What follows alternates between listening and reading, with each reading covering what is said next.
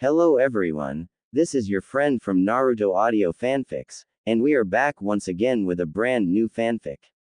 Which is what if Naruto became the center of Tsunade Senju and Tsume Inuzuka's fate and formed a legendary three-person harem, Part 1. If you enjoy this story, don't forget to hit the like button, thumbs up, and subscribe to the channel for more amazing Naruto fanfics like this. So without wasting any more time, let's start today's fanfic. This had to be one of the worst days in the history of worst days. Scratch that. It was the worst day in the history of worst days. First he spilled his coffee on his precious Haori cloak, and then he had to delegate a dispute between several rival business owners in the village. Not fun, by the way. After settling the dispute, he had to then listen to the shinobi council bicker to one another about where funds for the village should go. Not fun either. Afterwards he had to make sure that Kushina was ready and prepped for the birthing process, which didn't go according to plan at all. To make a boring story short, a masked Uchiha member claiming to be Madara Uchiha appeared, took his son hostage, almost killed his child, and then snagged Kushina and released the Kyuubi, causing it to wreak havoc in the village. Not how he thought this day was going to go, at all. Minato's sapphire orbs traveled behind the robed Uchiha that stood in front of him and spotted the ginormous form of the Kyuubi slowly lumbering through the forested area he teleported it to. The behemoth fox roared loudly before several dozen ethereal chains sprang into the air. The golden metallic chains proceeded to wrap themselves around the beast's body, ensnaring it and slamming it into the ground harshly. The force from the maneuver caused a minor earthquake that spread out several miles in all directions. The colossal fox struggled for several seconds before a tsunami of water that rivaled the Hokage mountain slammed down onto the beast. The Kyuubi roared loudly as the gigantic mass of water began to rotate, jostling the beast and keeping it from finding its footing. Had the situation not been so dire, then Minato would have certainly smiled at the scene. His wife was so badass. You shouldn't worry about your wife, Yondaime. She'll be dead soon anyway. The Yondaime Hokage of Konoha directed his attention on the man for a brief moment before gripping his tri-pronged kunai and twirling it in his offhand. My wife can handle herself just fine. You're the one that should be worried. Minato's eyes shone with indifference as he leaned his upper body forward while tapping his right foot on the ground. The ground beneath the masked Uchiha lurched for a moment, causing the man to direct his gaze to it. And it was all the distraction that was needed for the infamous blonde man. Minato's trademark kunai met nothing but distorted air as he appeared not but a foot in front of the unknown shinobi, slashing diagonally through the masked shinobi's head. Before the Uchiha could retaliate with an attack of his own, he was forced to once again use his intangibility as the ground beneath his feet exploded in a spectacular explosion. An impressive shockwave shot through the empty field as soot and ash slowly fell from the sky from the explosion. A harsh breeze shot through the clearing, revealing the masked shinobi to be completely fine. The same could not be said for the environment, as it was nothing but charred remains of rock and dirt. The hooded man slowly glanced around his surroundings, taking in the devastation that the Yondaime had created with a simple exploding clone. HMPH. He's far more creative than I originally assumed. Sensei hasn't lost his touch, I see. His lone Sharingan slowly trailed around the clearing before he jumped up out of the crater he stood in. Upon making contact with the ground, he was forced to once again become intangible due to the hand that would have no doubt speared through his chest. In that hand was the Yondaime's infamous kunai, and attached to that kunai was a unique-looking explosive tag. Before he could question the oddity of the tag, his eyes clenched tightly as a ridiculously bright flash of light exploded directly in front of his face. On instinct, he made his entire body intangible and stood completely still until his eyes were fine. Upon opening his eyes, he noticed the ceiling array that sat directly below his feet. He did not get to react or use his Mangekyo Sharingan ability due to the seal that was now slowly crawling up his body. His eyes widened in genuine shock as the control that he had over the Kyuubi completely disappeared. That shock turned into pain as he felt an incredibly powerful jutsu impact against his back. His face slammed directly into the rocky terrain below him as the Yondaime's Rasengan grinded against his unprotected back. Minato's expression shifted ever so slightly before he rammed his hand further down into the man's back, marking his injured back with his Hiraishin. He proceeded to disappear in a yellow flash before reappearing in front of the robed man with his foot reared back.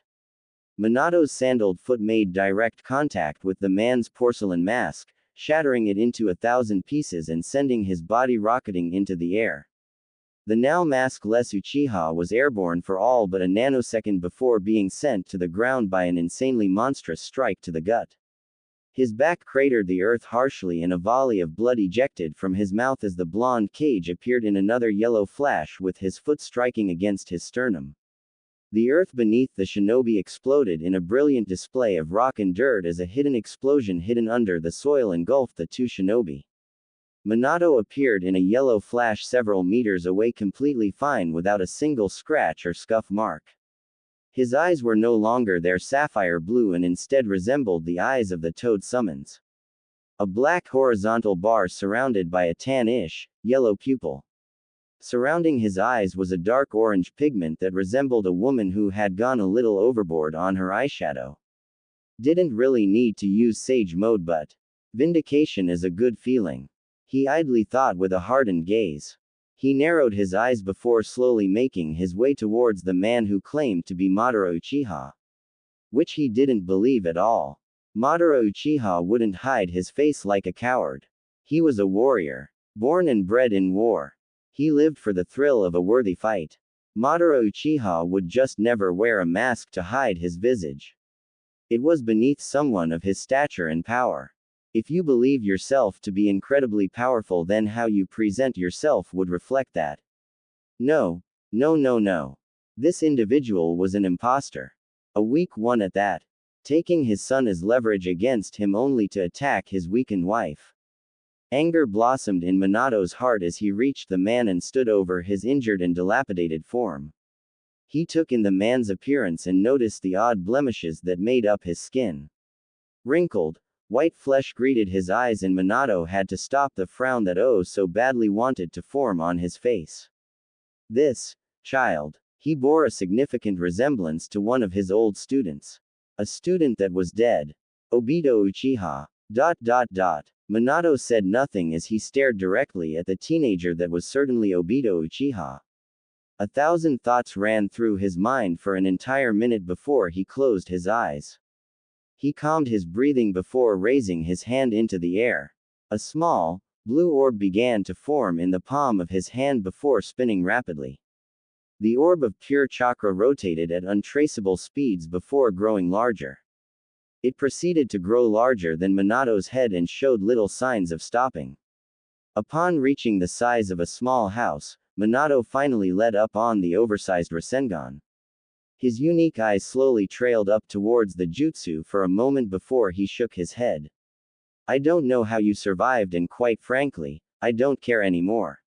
He began quietly. You held my son hostage, almost killing him in the process, attacked my wife while tearing the Kyuubi out of her and allowed it to run amok in my home.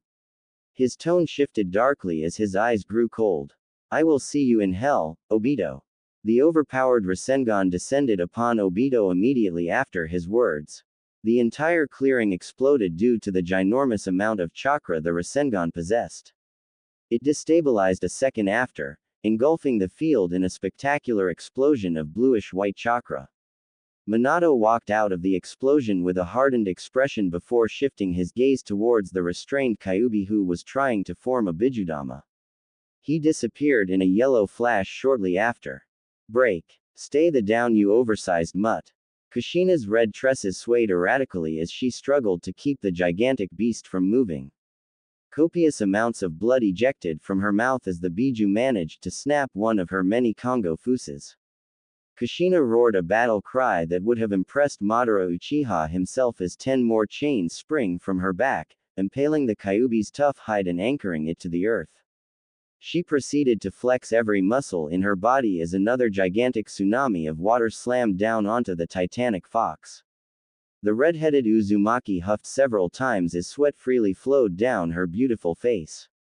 Dried blood stained her tarnished dress, and a fresh batch of blood quickly joined the old stains, painting her in even more crimson. Hurry the up, Minato. I can't keep this shit up. She mentally screamed as the giant beast thrashed wildly against its restraints. Had she been at full health, then holding down this stupid fox wouldn't be an issue. But no. Some asshole had to steal her baby while ripping the Kyuubi out of her. If she got her hands on him, he was dead. Kushina screamed out in agony as several of her golden chains snapped abruptly. She fell to her knees in absolute pain as bleed freely dripped down her body. One of her eyes clenched shut in response to the pain. Quote exclamation mark. Quote. She groaned loudly as another searing wave of pain assaulted her body, causing her to wrap her arms around her torso.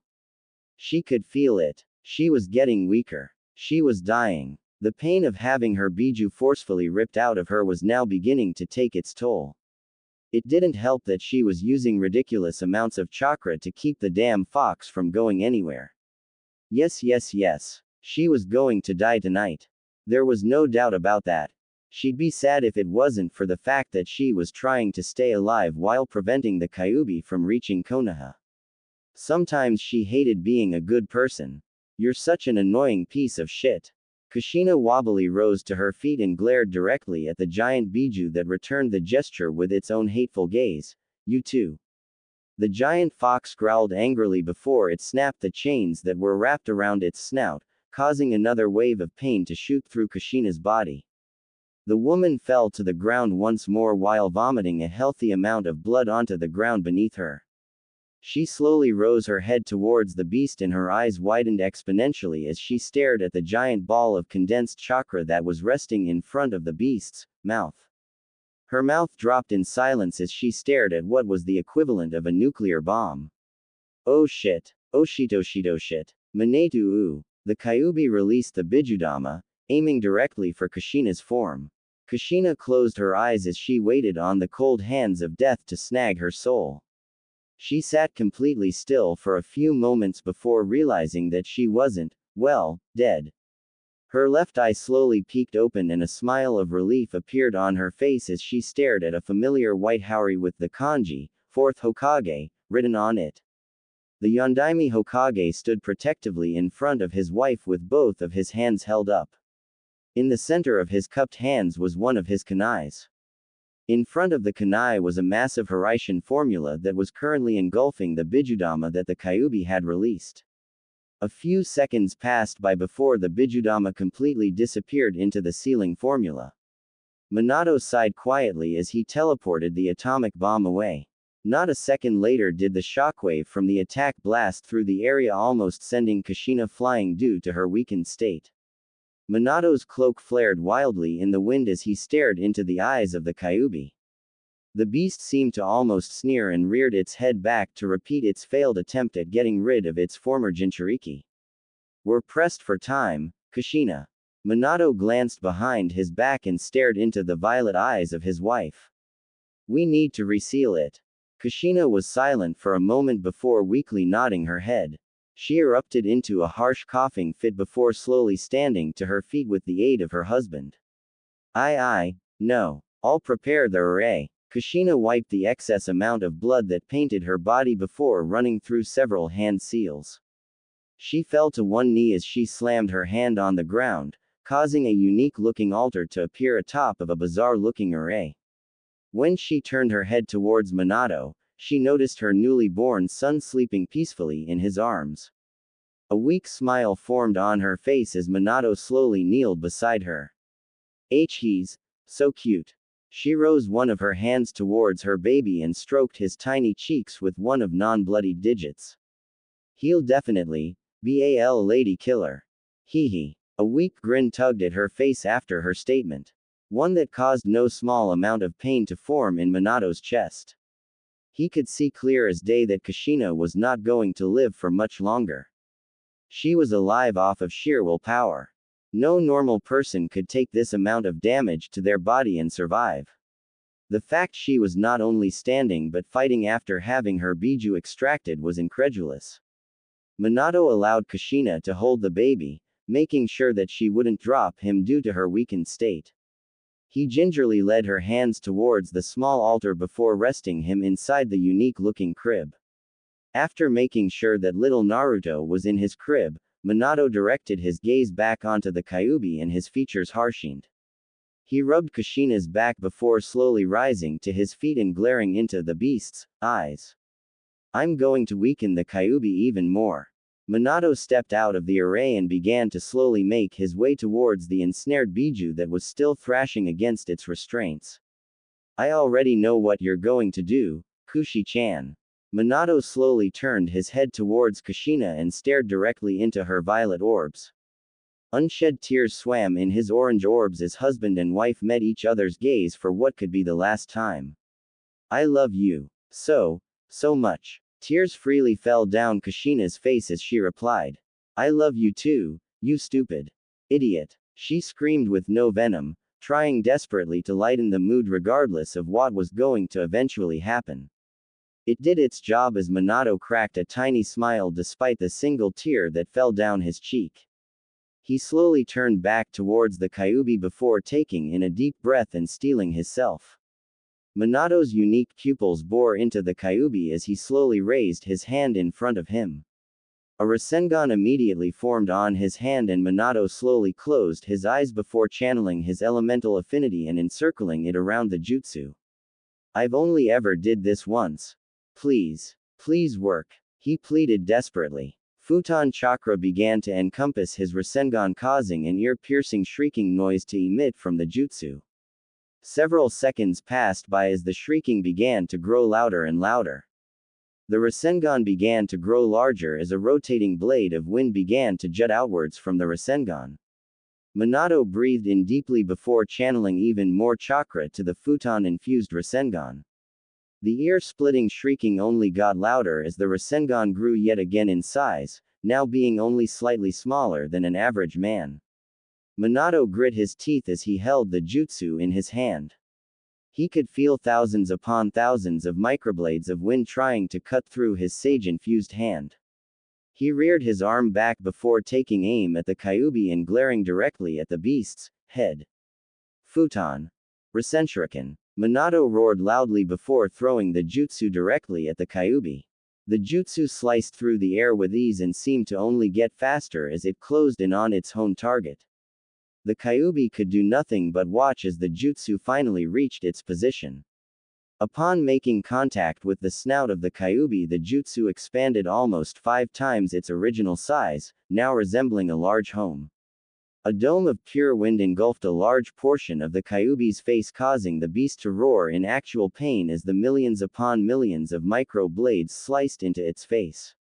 Minato grinned at his successful jutsu before turning around to stare at Kushina. His grin immediately disappeared upon noticing her motionless form. She was standing still with her hands clasped together, staring directly at the Kyuubi. There was nothing behind her that he could see, but he was positive that she was using the Shiki Fujin. Blood freely dribbled down her face as an invisible tendril raced through the air, connecting to the Kyuubi's distracted form. Kushina closed her eyes as she felt the cold hand of the Shinigami reach through her back.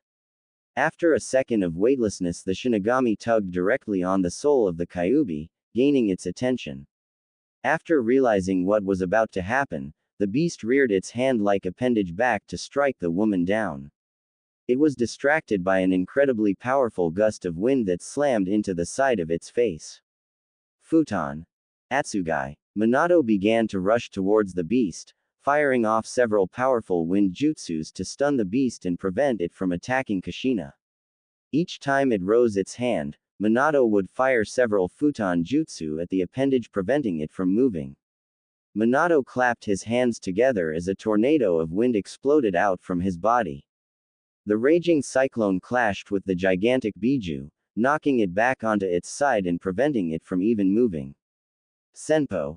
Tatsumaki. Minato clapped his hands once more as the tornado exploded, causing a destructive shockwave to explode out from the Kyuubi's position. The blonde cage continued his relentless assault until hearing Kushina's cry of agony.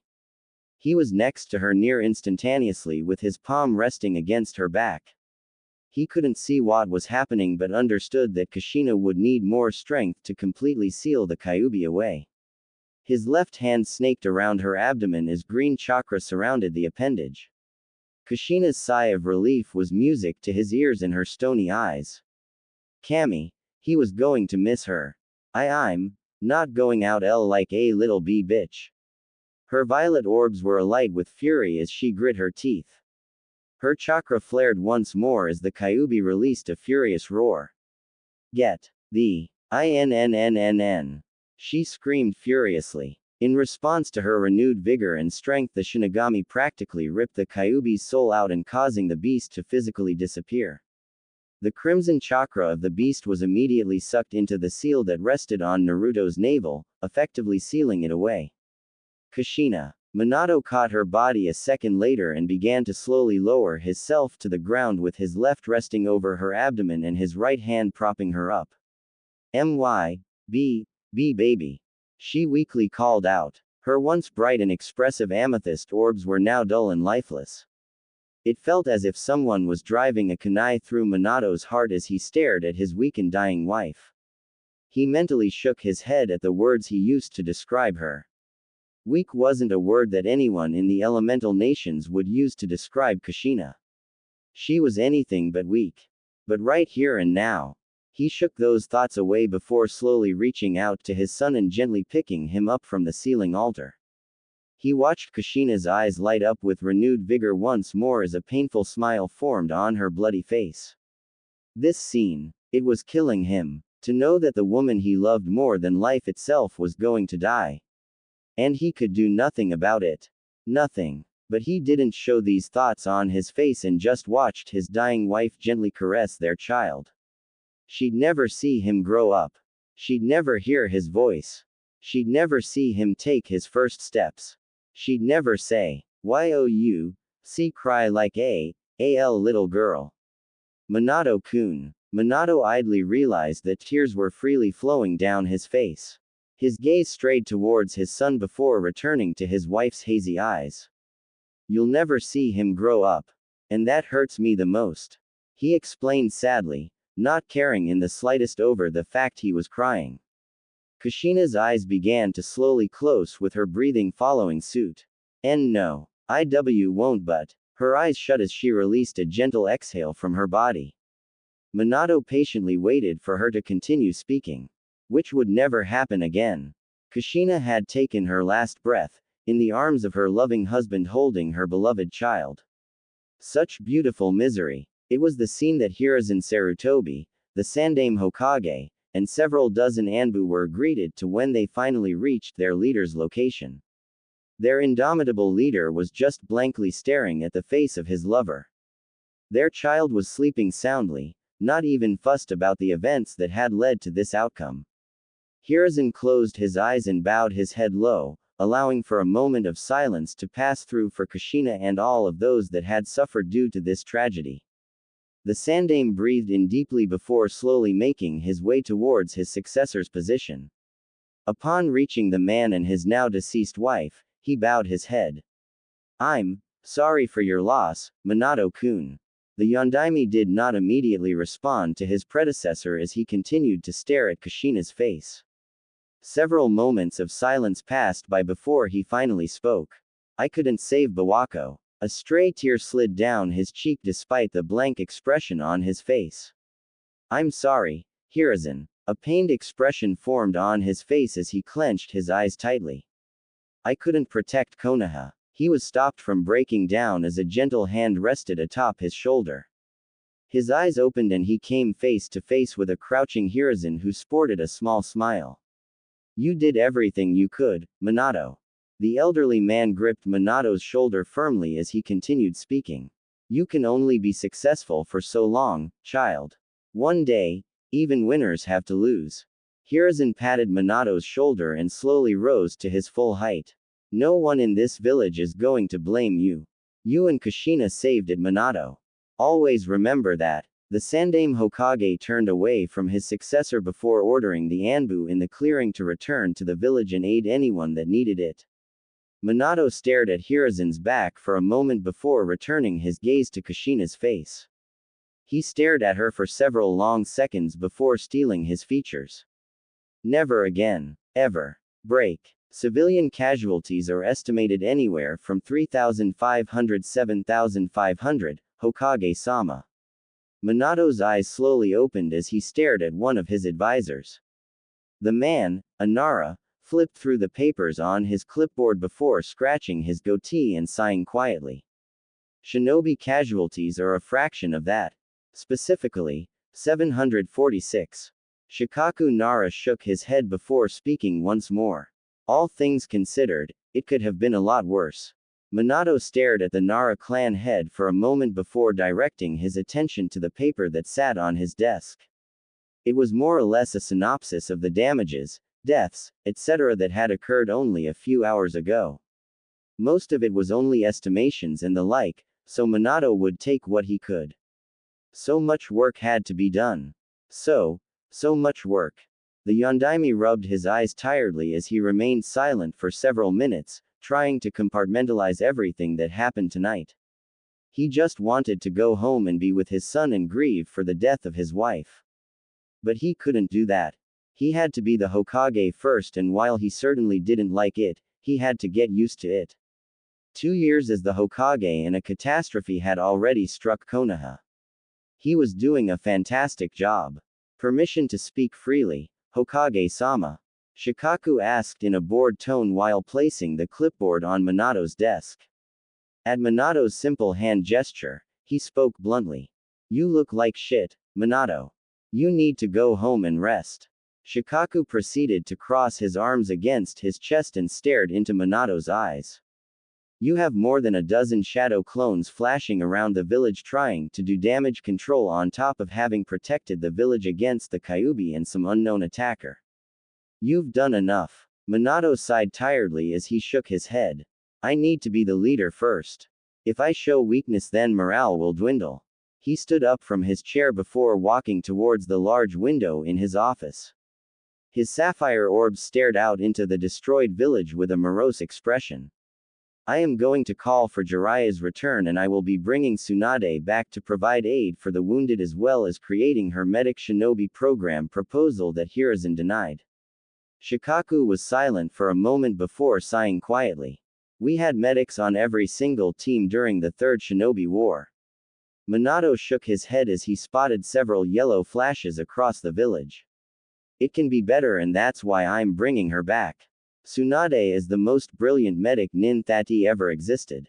Her knowledge on the human anatomy and the workings of the body are second to none.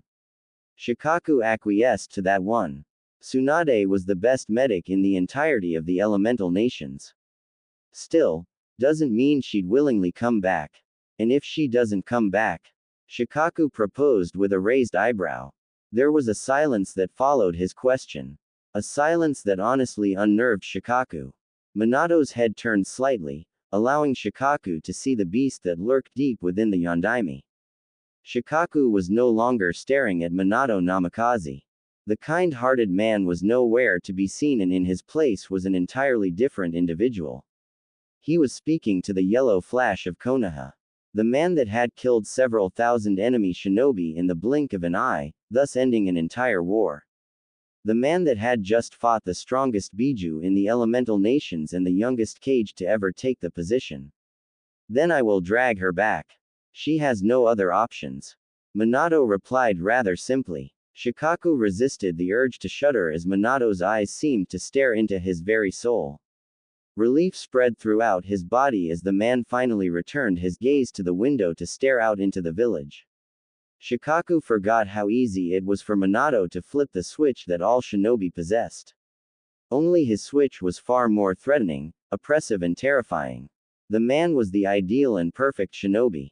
He had the innate ability to turn off his emotions, completely disregarding them in favor of doing what was necessary at any given moment. His moral compass ceased to exist when that flip switched. Whether that be the massacre of over 2,500 Iowa shinobi or making decisions that would affect generations to come. He'd do and had done these things so many times before. Minato wasn't physically imposing, but a single glance could change your entire perception. He was a man that terrified any and all shinobi, regardless of skill, experience, and power. The only man to ever have a flee on-site order. Minato Namikaze was not a normal man. The door to the office was opened as several prominent shinobi of Konoha entered. They were all silent as they stood beside Shikaku, the man recognizing each individual as the leader of their respective clans. The Hyuga, Uchiha, Yamanaka, Akamichi, Inuzuka, Aburame, Nara, Kurama, Sarutobi and Hatake. Even several of the elderly advisors during Hiruzen's reign were present in the office. Minato was silent for several moments before turning around and staring at the gathered shinobi. He ran through several hand seals before slamming his hand down on the ground, summoning a small toad. Minato boy, I heard what happened. Is everything alright? Fukasaku frantically questioned the blonde man. Minato raised his hand, calming the elder toad. Before I answer that, reverse summon Jiraiya. I don't care what he's doing right now. The elderly toad blinked before nodding his head and doing as he was asked. He ran through the hand seals before slamming his webbed hands onto the floor. A large poof of smoke erupted, followed by a masculine yelp of surprise. Jiraiya appeared on the floor of the office with a shocked expression. In his hands was a bottle of sake and his signature notepad. He glanced around his surroundings for a moment and noticed how somber the mood was. What did I miss? He slowly put the sake bottle away before turning towards Minato with a small frown. Did something happen? He immediately stopped talking upon noticing the absolute destruction of the village.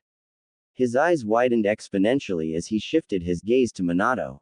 Kid, what the hell happened? Minato was silent for a single moment before turning towards the window that Jiraiya was looking out of. He crossed his arms against his chest before speaking. The Kyuubi was released from Kushina. He turned his head to glance at every shinobi in the room. She is dead. After taking a moment to let that news settle, he continued to speak. A man claiming to be Madara Uchiha attacked us. Only a handful of individuals had knowledge of Kushina's pregnancy and how we would deal with it. A fierce glare formed on his face as he continued to stare at the ruins of his village. How this man acquired this information is irrelevant now. I've killed him and resealed the Kyuubi into my son. An oppressive aura began to radiate off Minato as he spoke his next words slowly. If this information is leaked, I will kill each person in this room, effective immediately. This is your only warning. An uneasy feeling spread throughout the room, causing no small amount of nervousness and anxiety. Minato cared little for it. He was the leader of this village and it was time to start acting like it. After getting his point across, Minato sighed heavily. All of you are to focus your efforts on aiding this village. Anyone that is able to offer help will do so. Konoha and its people have suffered tonight and I have to make sure it heals, at whatever cost. Minato turned back towards the shinobi in the room before staring at his former sensei. Where is the last known location of Tsunade? You always keep tabs on her. Jiraiya was quiet for a moment before responding quietly, still trying to wrap his head around everything that had happened. Well, I've been in Amegakure for a while, but the last I heard was that she was traveling around the capital of Fire Country. Two shadow clones popped into existence beside Minato before they disappeared in a yellow flash to search for Tsunade. The blonde man nodded his head before waving his hand and speaking. You're all dismissed with the exception of Jiraiya, Danzo, Fugaku and Hiruzen. Everyone that wasn't mentioned bowed to their leader before making their way out of the office. Once the last person filed out of the room, Minato proceeded to take his seat at his desk. He placed his elbows on the mahogany desk before clasping his hands together and covering his mouth. The four shinobi he asked for stood at attention directly in front of his desk and remained silent, awaiting for their leader's words. Minato was not in the mood for games. He was in full Hokage mode right now. Minato's eyes focused on Fugaku before he addressed the man with a question. Did you know that Obito Uchiha was still alive? A downward shift of the lips was Fugaku's initial response before he spoke. He was confirmed Kia by Kakashi Hatake and Rin Nohara, your former students. You are saying he is still alive? He asked in minor confusion. He's not alive anymore, Minato stated, alluding to the fact that this, Madara Uchiha, had been nothing but a farce. He possessed a Mangekyo Sharingan and was able to control the Kyuubi after extracting it from Kushina. Minato proceeded to close his eyes before asking a question that would decide Fugaku's fate. Where was your clan during the attack? The Uchiha clan head blinked at the question before his eyes roamed across the room to Danzo. Danzo ordered our clan to protect the civilians. No doubt to cause paranoia amongst the village, trying to shift the blame of the attack on us. Everyone with eyes could see the Sharingan pattern in the Kyuubi's eyes. Fugaku wasn't going to hide his dislike for the man. Danzo was a piece of human garbage and he cared little what anyone else thought. Minato's eyes left Fugaku and instead settled on Danzo. Is this true? Danzo shifted his cane in his hand before answering simply. Yes. Who gave you the authority to hand orders to clan leaders? Minato fired back almost instantly. The crippled war hawk was silent for a moment before answering Minato. I believed it was in Konoha's best interest if the only known clan to control the Kyuubi was given the task of being non-combative. Minato's stare harshened as he replied to the crippled war hawk. You believed that it was in Konoha's best interest that the most versatile clan in Konoha was put on the sidelines. Are you out of your mind? Exclamation mark quote. Minato slammed his right fist into his desk, shattering it and causing thousands of splinters to fly haphazardly around the room. I should kill you right now for your incompetence. You endangered far more lives with this stupid display of paranoia. You have one more time to act with Konoha's best interests in mind, and I will kill you where you stand. Get out of my office. He yelled furiously. The bandaged man immediately took his leave, not wishing to anger Minato more than he already was. If he was going to move like he used to, then he'd need to be far more subtle about it. Minato was an incredibly observant and calculating individual. One slip up and Danzo knew that he'd be killed. Minato breathed in deeply as he tried to calm his anger. After several minutes, he turned back towards Fugaku before speaking. I apologize on behalf of Danzo's idiocy. The Uchiha are an integral part of the village, and those that throw disdain at your clan for its past are foolish. Reparations are to be made, and I will personally see to it by expanding the Uchiha's territory. I will not make the same mistakes that Tobirama made. What the Uchiha need, they will get. What they want, I will try to provide, within reason. Fugaku could not keep the surprised expression off of his face. He truly did not expect for Minato to do this, but he certainly wasn't going to complain. The Uchiha bowed to his leader as he spoke. Thank you, Hokage-sama. Yes. We will talk more about this in depth at a later date. For now, use the police force to maintain order and aid in whatever way possible. I leave judgment to your discretion, Fugaku.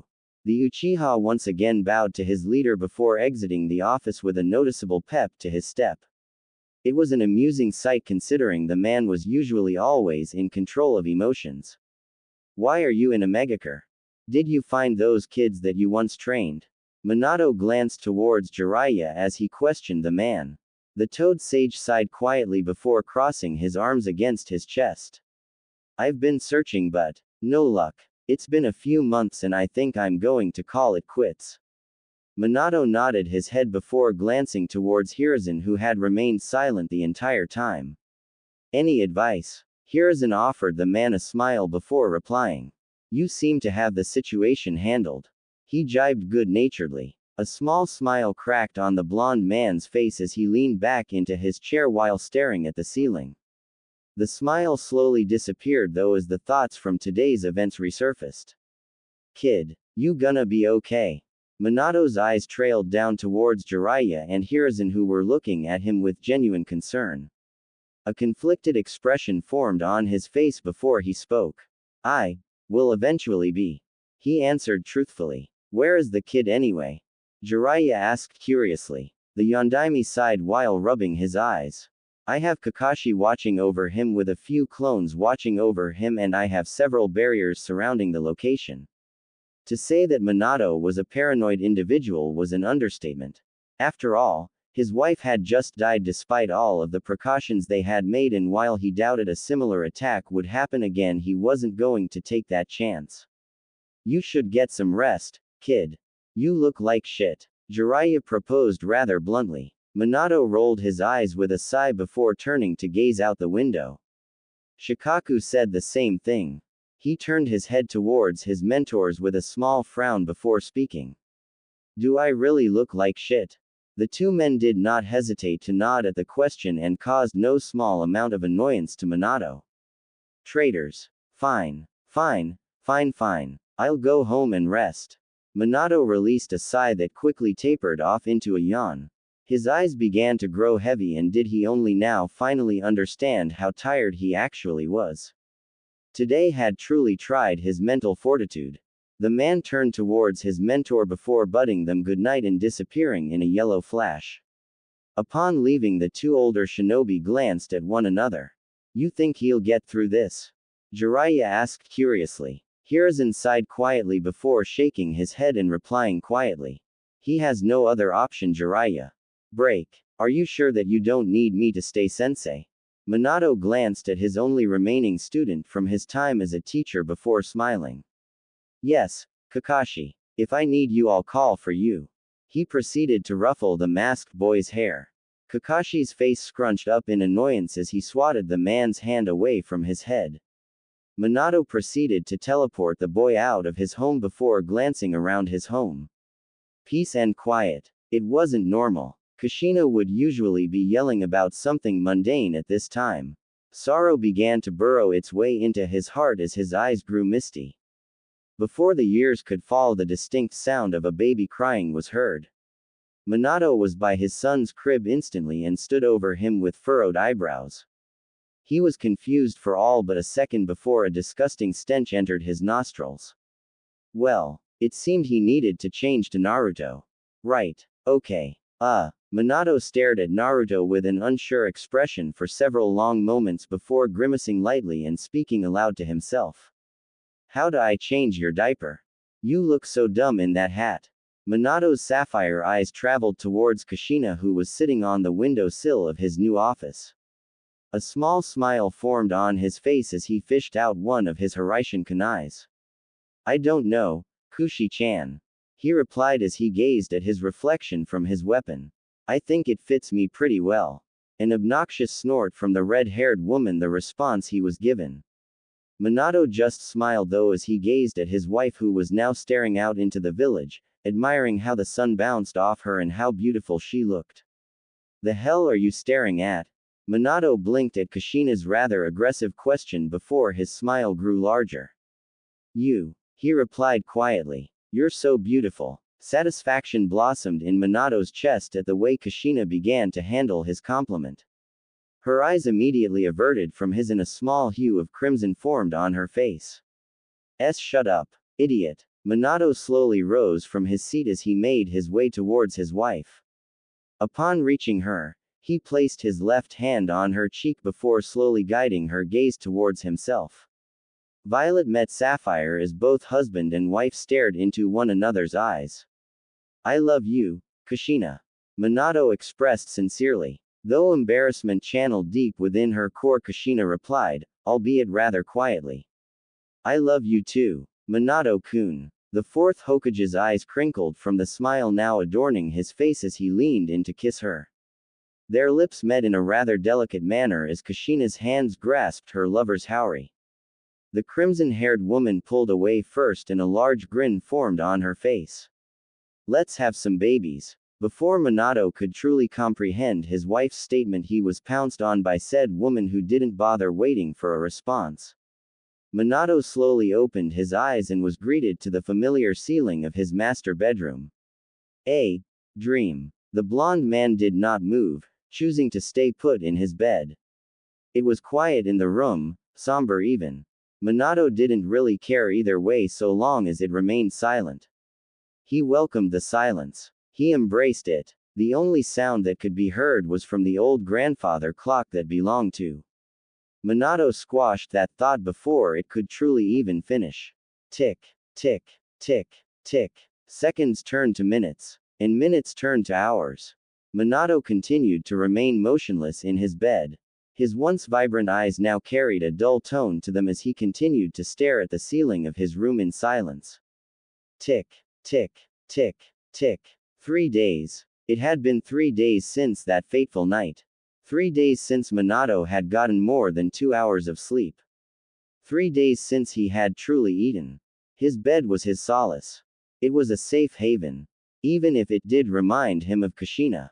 Dull orbs slowly traveled to the right side of the king-sized bed where someone was supposed to be. In the spot though, there was nothing. No stray streaks of crimson covering him and the entire front half of the bed. No armada of hoarded pillows that either did or didn't belong to him. No shortage of blankets and coverings. There was space for him on his side of the bed, an unusual amount of it. No violent woman there to greet him. No, good morning you flaky bastard. There was nothing. Minato closed his eyes as images of Kushina popped into his mind. The way her beautiful hair swayed to and fro. Her beautiful amethyst orbs. Her violent temper and standoffish personality. He missed her so much. A single pitiful sob escaped Minato as his face scrunched up. Tears threatened to spill out from his clenched eyes, but he willed them away. Kushina's beautiful face appeared in his mind once more. Her eyes were shut as she donned her infamous grin. Her cheeks scrunching up and her teeth on full display. The blonde-haired man clenched the soft fabric of his blanket tightly as another pitiful sound tore through his throat, though he still refused to break. An obnoxious and loud laugh emitted from Kushina as she doubled over. Her crimson tresses swayed in the wind as her laughter grew in volume. Minato would not break. Not again. I love you, Minato-kun. And break he did. Tsunade-sama. A young, feminine voice spoke quietly. I'm aware, Shizune. The blonde-haired Senju replied to her companion. Tsunade glanced down at the half-finished sake bottle that sat at their shared booth and slowly reached for it. Upon picking the glass bottle up, she began to slowly spin it while staring into the glass, searching for the individual that was currently stalking them. It took several seconds longer than she would have liked, but Tsunade was eventually successful in her endeavor. And what, or better yet who, she saw in the reflection of the bottle made her blood run cold.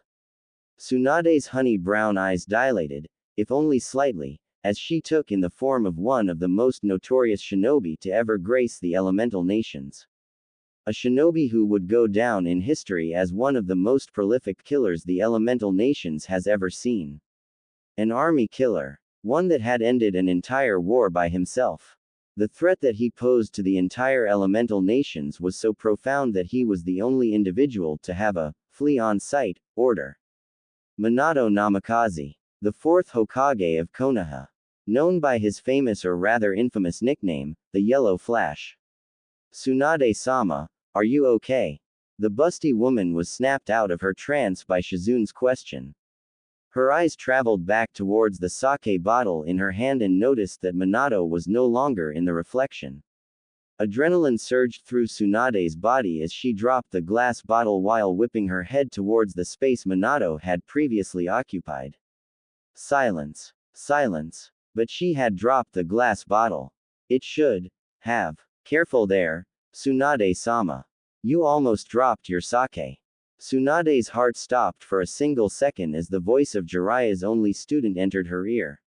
Her eyes slowly trailed towards Minato, who donned a small smile on his handsome face. Upon further inspection, there seemed to be something off about him, but she couldn't pin it. Or perhaps it was the fear that was currently nestling in her at the sight of this monster that was throwing off her equilibrium. There would only be, logically, 2 reasons as to why the fourth Hokage himself would be here looking for her. A. To kill her. B. To take her back to Konoha. If she was being honest.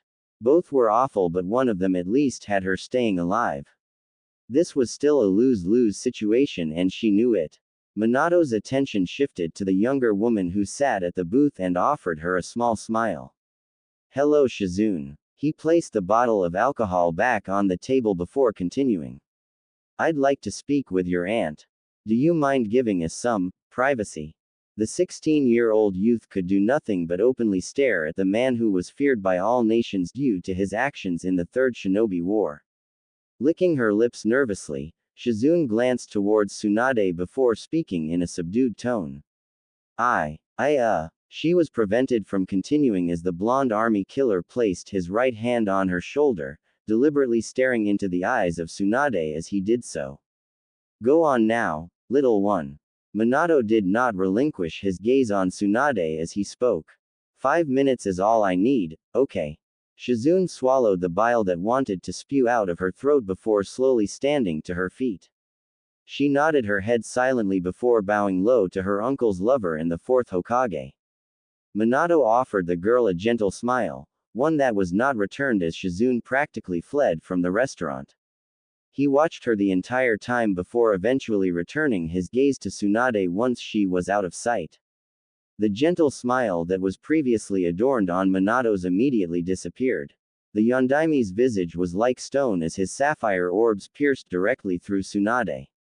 And he stared, and stared, and stared. How are you, Tsunade? Minato questioned quietly, still retaining that terrifyingly blank expression on his face. He slid into the booth smoothly, continuing to speak. Enjoying your extended vacation. Her hands. They were shaking. The busty woman glanced at her hand for a brief moment before returning her gaze to the man in front of her. The second her gaze strayed to her hand was all the time he needed. Why did you look away? Minato questioned quietly, his index finger now resting on the seal that sat on Tsunade's forehead. When a threat faces you, you do not blink. Tsunade released a shaky breath as she met Minato's gaze. She inhaled deeply through her nose before forcing herself to calm down. He already had Shizune's life in his hands. A simple touch was all he needed. And now he was touching her. Getting her heartbeat under control, Tsunade spoke in a quiet tone. Where is she? There was silence for several moments before Minato eventually responded. Making her way to the hotel. To gather your belongings, I'm sure. He did not relinquish his finger from her forehead. Had Minato been literally anyone else, then she would stomp their body into the earth while shattering every bone in their body. But this wasn't just anyone. Her pride needed to be squashed. Minato carried the entire deck of cards in his hand. And he certainly knew it. If you were here to kill me, then I'd already be dead. She responded quietly. And you are certainly not giving me a choice in the matter. The blonde Cage tilted his head for a moment before replying. You should have never left to begin with, and Hiruzen should have never condoned it. His leniency towards you three never ceases to astound me. Tsunade wanted to snarl at his reply, but she stomped that knee-jerk reaction in its entirety. I came back to Konoha during the Third War and aided my home. Her eyes turned sharp as she bit out her next response. I sure as didn't start it. Tsunade didn't even see Minato move. His fist just seemed to appear through the mahogany table they were seated at. The restaurant table exploded in a rather beautiful display of destruction as hundreds of sharp and jagged pieces of wood spread throughout the establishment. The entire restaurant grew eerily silent as every single individual turned towards the duo's position. Minato ignored every single look he was receiving as his angry blue eyes bore directly into Tsunade's honey brown ones. You don't get to stop being a shinobi because of tragedy. He practically screamed into her face. You don't get to stop protecting your home because you lost a loved one. The blonde man stood up from his seated position before getting directly into Tsunade's face, their noses brushing against one another. He spoke in a tone that only she could hear. Konoha just lost 8,000 of its citizens and shinobi combined during a span of only 2 hours. I had to sit by and watch as my wife sacrificed her very life to protect her village. Minato's tone grew darker as he questioned her. You think your suffering is greater than mine? Tsunade's visage contorted angrily as her eyes lit with fury. She stood to her feet, forcing Minato half a step back but not enough for him to pull his face away from hers. My entire bloodline was essentially hunted down to the very last child because of a petty measuring contest around money. Tsunade's forehead clashed against Minato's harshly, cracking against his skull and causing a small amount of blood to run down both of their faces. I didn't leave Konoha because Dan and Nawaki died. I left Konoha because I'm tired. Tsunade's fists clenched tightly as her eyes began to water. Tired of seeing everyone I love suffer and throw themselves into a pit of despair and depression because they're unable to cope with their past traumas. Tired of seeing the hopes and dreams of 12-year-old children being squashed while being forced to endure a life of hardship. I'm tired. Minato. The woman's rage-filled eyes began to slowly dissipate as tears streamed down her face. I don't want to endure anymore. I don't want to fight any longer. Defeated and exhausted brown eyes stared into an ocean of blue. All I've ever wanted was to help. To heal. And look where it got me. The blonde woman released a bitter laugh as she unclenched her fists while throwing them up in a defeated manner. I'm a bitter drunk who's incapable of facing her own grievances while blaming others for my problems. But my suffering isn't valid, right? She questioned rhetorically. The previous ire and anger that flowed within Minato seemed to just dissipate as he stared at the last remaining senju in the world. The man's blue eyes gazed into the woman's defeated brown ones and he felt a genuine tug at his chest. Minato closed his eyes with a soft sigh before bowing his head, jostling his spiky locks of hair. He was silent for several long seconds as he contemplated his next words. He wasn't thinking straight. Of course Tsunade hadn't left because of a single event. Dozens of events had led up to her eventual departure, and while he didn't agree with how she chose to handle it, that didn't invalidate her pain. He was allowing his emotions to dictate his actions. Anger and grief circulated through his heart due to the loss of his wife. The added stress of having to provide aid for the entire village while looking after his newborn son was clearly weighing down on him heavily. The blonde Kage raised his right hand towards his face before wiping off the blood from the wound Tsunade had caused. Shaking his hand free of the copper substance, Minato opened his eyes before speaking in a more calm and rational tone than previously. It was not my intention to invalidate the pain you have endured in your life. Straying his gaze away from the woman's slightly surprised expression, Minato continued. I have yet to properly mourn for Kushina. Before Tsunade could reply to the man's statement, his hand came to rest on her shoulder. Her vertigo flipped upside down for a mere second as her feet made purchase on solid ground. She wobbled but for a moment before blinking and gazing around at the area Minato had teleported them to. Tsunade's eyebrows furrowed as she stared at the capital of Fire Country from one of the many mountain ranges surrounding it. She could see every single home, establishment, and general building from the vantage point she shared with Minato. After admiring the view for several seconds, her attention was drawn to the blond man as he began to walk towards the edge of the mountain with his hands in his pockets. His stride was slow and measured, and upon reaching the edge, he stopped and just stared. A gentle breeze swept through the area, jostling Tsunade's braided hair and ruffling Minato's hoary cloak. Minato's earlier words replayed in the woman's head as she stared at the kanji on his white hoary cloak. I had to sit by and watch as my wife sacrificed her very life to protect her village. I have yet to properly mourn for Kushina. The busty woman's gaze strayed towards the soil as images of Dan appeared in her head. His gentle smile. Loving gaze. Tsunade released a sad sigh as her eyes closed.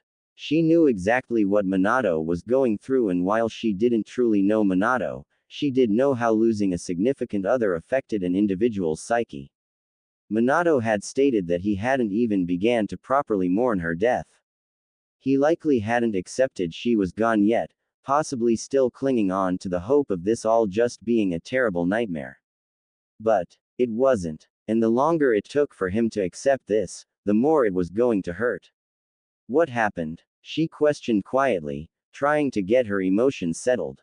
She watched his shoulders square up for a moment before eventually drooping downward, displaying an almost defeated stance. What didn't happen would be far easier to answer. Minato replied tiredly. He resisted the urge to rub his eyes as he answered the slug Sanin. The Kyuubi was released from Kushina due to the intervention of an unknown attacker. Before Tsunade could even question how that was even possible, he answered. This man had the ability to teleport and become intangible at will. Though, the speed at which he could do so was limited. The Yondaime sighed quietly as he shook his head. What followed was destruction and chaos. The Kyuubi ran amok in the village while I was forced to fight the unknown attacker. I managed to force the man to retreat, and in this brief period of time I was able to aid Kushina while teleporting the Kyuubi away from Konoha. I eventually killed the man while Kushina was dealing with the Kyuubi. Afterwards, he trailed off quietly as his eyes closed. Biting back the emotion that wished to surface, Minato continued. We had to reseal the Biju. Kushina sacrificed her life using the Shiki Fujin, splitting the Kyuubi's chakra in half and sealing one half of it into our son. The blonde Senju blinked a single time before shaking her head. Your son. Wait. Since when did? Before she could finish asking her question, Minato answered her. That was how the Kyuubi was released. Somehow, the man that attacked us knew where and when Kushina would be giving birth, despite only 3 individuals in the entire village knowing how I would proceed with Kushina's pregnancy. And those 3 individuals died that night. Tsunade could practically feel the man's frustration. It was understandable. Minato was incredibly perceptive and planned things step by step with several contingencies should his plans go awry. She had seen this with her own eyes during the Third War. He'd certainly never get his answer either if everyone involved in the Kyuubi's rampage was dead. It must be like an itch that couldn't be properly scratched. And Jiraiya and Orochimaru? She questioned as she approached his position. Jiraiya is conducting counterintelligence. I don't want this event reaching the ears of the other cages. Minato tilted his head as his eyes narrowed slightly. We've just come off a world war and I'd rather not be in another one so soon. The busty woman glanced at Minato out the corner of her eye as she contemplated that statement. What a terrifying man, speaking so casually about going to war. There wasn't an ounce of doubt or fear or trepidation in his tone. Minato would absolutely stand on the front lines, and anyone brave, or dumb enough, to stand in his way deserved the gate he gave them. While she hadn't personally bore witness to the destruction and chaos that Minato rained down upon Iwagakure at Canopy Bridge, she had the stories from the several dozen Konoha shinobi that Minato fought alongside. And each story was the same. They saw nothing but red and yellow. Orochimaru, on the other hand. The man seemed almost hesitant to speak about her former teammate, and after several seconds of silence, he finally spoke. What you hear stays between us. His head tilted towards her as his blue eyes stared into her very soul. I don't need to warn you about what will happen should this knowledge become public, yes? No. No, he did not need to warn her. She understood completely. And so, she nodded her head with furrowed brows and waited for what was no doubt something heinous that Orochimaru had conducted in one fashion or another. Minato nodded his head before turning his gaze away and staring at the fire capital once more. Orochimaru is a unique case. He started off slowly. Considering how close you all 3 used to be, I'm sure that you are aware of his more twisted and sadistic side. Tsunade nodded once but did not speak, well aware of Orochimaru's more darker tendencies. You are unaware of this, but after your departure from the village, Hiruzen had Orochimaru put in the Anbu, namely route, under Danzo's command. Minato paused for a moment before shifting his feet. I shouldn't have to explain myself in regards to Danzo and his ploys. Tsunade rose a single eyebrow as she replied with an annoyed scoff. I'm surprised that Old is still alive around you. He jeopardizes Konoha. The Yondaime nodded his head before replying. While it would certainly be easier to outright kill him and be done with it, he has his uses. At Tsunade's disbelieving scoff he replied with a small smirk. He is a scapegoat. He just does not see it yet. The blonde man shook his head and continued speaking. But never mind that nuisance, we are getting off track. I have been around Orochimaru for enough time to come to an understanding about him and have formulated ways of dealing with his more darker aspects. Like, she questioned rather unsurely. Orochimaru was unstable. She didn't really see a way to change that. Orochimaru is intelligent. He knows that in open combat he could not deal with me. In my opinion, he would not be able to deal with me no matter the circumstance, but I digress. Shaking his head, Minato continued. Orochimaru seeks purpose in life. His dream of finding life's mysteries is clearly illogical. A man of his intellect knows this. Minato pulled out his unique kunai before presenting it to Tsunade. The best mysteries are the ones that you cannot solve. He flipped the weapon before grabbing it by the blade and showing the kanji that was inscribed into it. Unlike Tobirama's creation, you cannot replicate my Hiraishin. Tsunade's eyes were fixated on the weapon and its seals for several minutes as she contemplated the words Minato was saying. Unlike her great uncle's creation, it could not be replicated. Tsunade began to chew on her fingers as she continued to stare at the weapon. How was that possible? Minato's Hiraishin worked off the same formula that Uncle Tobirama's Hiraishingiri did. Right. No, it does not. Minato answered her unasked question as he flipped the weapon once more. I took Tobirama's creation and made my own formula, you could call it. The interesting thing though is that without the understanding of Tobirama's initial creation, then my Hiraishin is useless. Minato inspected his unique seal with a tilted head before twirling the kunai several times. Interesting, no. Tsunade's face scrunched up in confusion for several seconds before she spoke. I'm not a master of fuinjutsu, but I know a thing or two. She gestured to the seal on her forehead for a moment before continuing. How would that even be possible? The blonde man chuckled quietly before pocketing the weapon and replying. Fuinjutsu is limited only by the mind. If I wish for my formula to be incapable of being replicated, then I can do so. I travel through a pocket dimension when using the Hiraishin. This is child's play. Tsunade didn't believe that for 1 second. How? That didn't even make sense. Stop bullshitting me. Her eye twitched as the man turned towards her with a slightly perplexed expression. You're just with me. Minato blinked a single time before shaking his head. Your seal allows you 100% access to chakra that has been stored up for years without regulated use. On top of having little to no harmful effects, unless you push past your stored limit, of course. Is it really so unbelievable to have a formula that's incapable of being copied? Tsunade wanted to pull on her braids. That just didn't make sense. She didn't care if he was providing a rather decent point. It was bullshit and he knew it. The disbelief circulating through you is slightly surprising.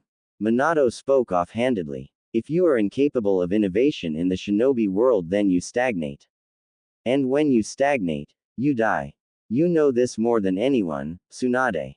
The man turned his head towards her before staring into her eyes. You paved the way for all things medical related in the shinobi world. The ability to heal using chakra is still a foreign concept considering chakra has only been used as a weapon. Tsunade was silent as the man praised her craft. It was kind of uncomfortable, if she was being honest. Even Hiruzen, her own sensei, had been disbelieving in her initial ideas regarding the practice or Iryo ninjutsu. While yes, he eventually did see how useful the art was, it was still insulting and demeaning.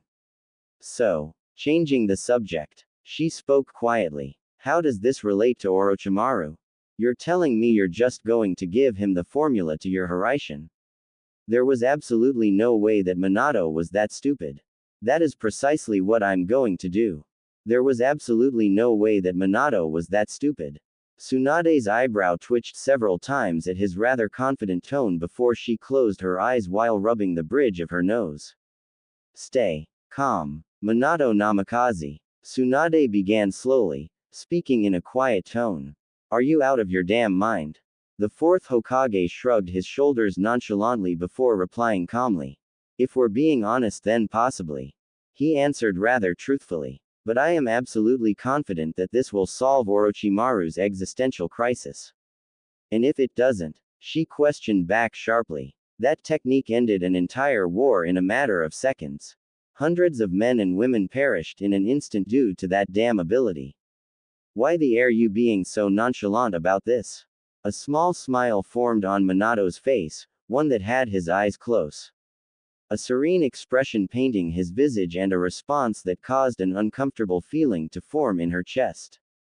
Why did he look so much like Dan? Just believe in me. Minato and Tsunade appeared directly behind a frazzled Shizune who was placing items into a rather large scroll, mumbling to herself as she did so.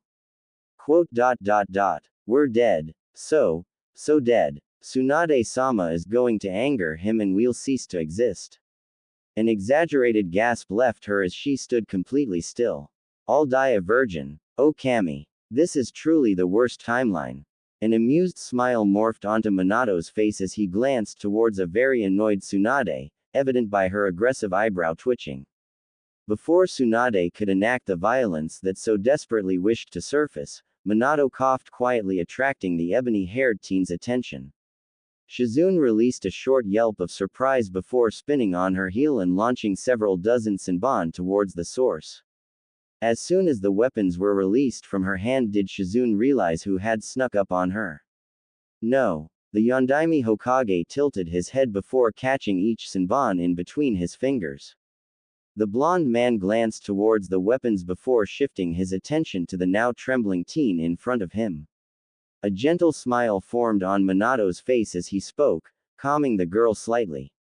Reflexes are good, though you should be more aware of your surroundings. Shizune grimaced at both the man's tone and Tsunade's aggravated visage. She swallowed her saliva before bowing low and speaking. Forgive me, Tsunade-sama. The blonde woman stared at her adoptive daughter for several seconds before sighing quietly. Her aggravated visage melted away as a soft look formed in her eyes. Walking towards the teen, Tsunade pulled the girl into a hug before rubbing her back. Calm down, Shizune. It's fine. Just to be petty though, she did hold the girl's face directly into her bust. If she wasn't going to be violent and use her fists, then she was absolutely going to suffocate the girl. Only a bit though. She still did love Shizune after all. The ebony-haired girl thrashed several times in the woman's hold before eventually garnering enough strength to pull her face out of the woman's impressive bust. The teen gulped in a large amount of oxygen before huffing. Let me go. The girl's pleading was ignored though as the older woman just continued to mush the girl closer to her chest, depriving her of oxygen and torturing her in a way that any man in the elemental nations would love to experience. Minato just stared at the scene awkwardly as he didn't truly know what to do. Women are strange. You'd think after almost an entire decade of being with Kushina that he'd grow used to situations like this, but no, he hadn't. It was still incredibly awkward. The three shinobi appeared directly atop the Hokage monument with the two females wobbling slightly from the discomfort of traveling via Horizon. After they got their bearings, their eyes widened exponentially upon seeing the ruined village. While most of the debris had been moved out of the more heavily populated areas, there was still signs that devastation and destruction had wreaked havoc upon the major village. Giant, empty craters surrounded the outer gates of the village with hundreds of empty plots nearing the epicenter of the village. The shinobi force have been working non-stop to clear all the leftover debris from the Kyuubi's rampage. Minato spoke aloud from his position. He placed his hands into his pockets as his Haori cloak swayed in the wind. It has been an incredibly grueling time. We need medical aid, Tsunade. A soft sigh escaped the man as he shook his head. We lack an abundance of medic nin. While I respect Hiruzen as both a teacher and a former Hokage, he was incredibly foolish to not instill your proposal during the Second Shinobi War. He certainly made up for it during the Third War, but it wasn't a permanent fixture in our teachings. I have done what I can, but turning towards the woman Sashiku'd his face, he continued. I need you, Tsunade. Konoha needs you. Please. He closed his eyes before bowing his head slightly, showing an unexpected amount of respect towards the woman. Again, that uncomfortable feeling formed in Tsunade's chest as she stared at Minato, listening to him speak so earnestly regarding her. She didn't deserve it. Why was he showing such respect? He had every right to force her back to Konoha and demand she aid its people. No, her people. But, looking anywhere but Minato, Tsunade responded with just a hint of awkwardness. I will need supplies in a workplace. Swallowing the saliva that had built in her mouth, she continued. Reports, practice, procedures. I need everything. The blond man raised his head with a small smile as he spoke. Anything that you require, I will get for you. You need not worry. Before the man could continue, a doppelganger of the man appeared directly beside him. Minato did not seem surprised in the slightest. Fugaku and Orochimaru are awaiting your presence. The shadow clone glanced towards the women for a moment before returning to its master. You were cutting it close. Minato just ignored the offhand comment from his clone before speaking to both women. Would you like to join me, Tsunade? Perhaps seeing a few familiar faces will put you at ease.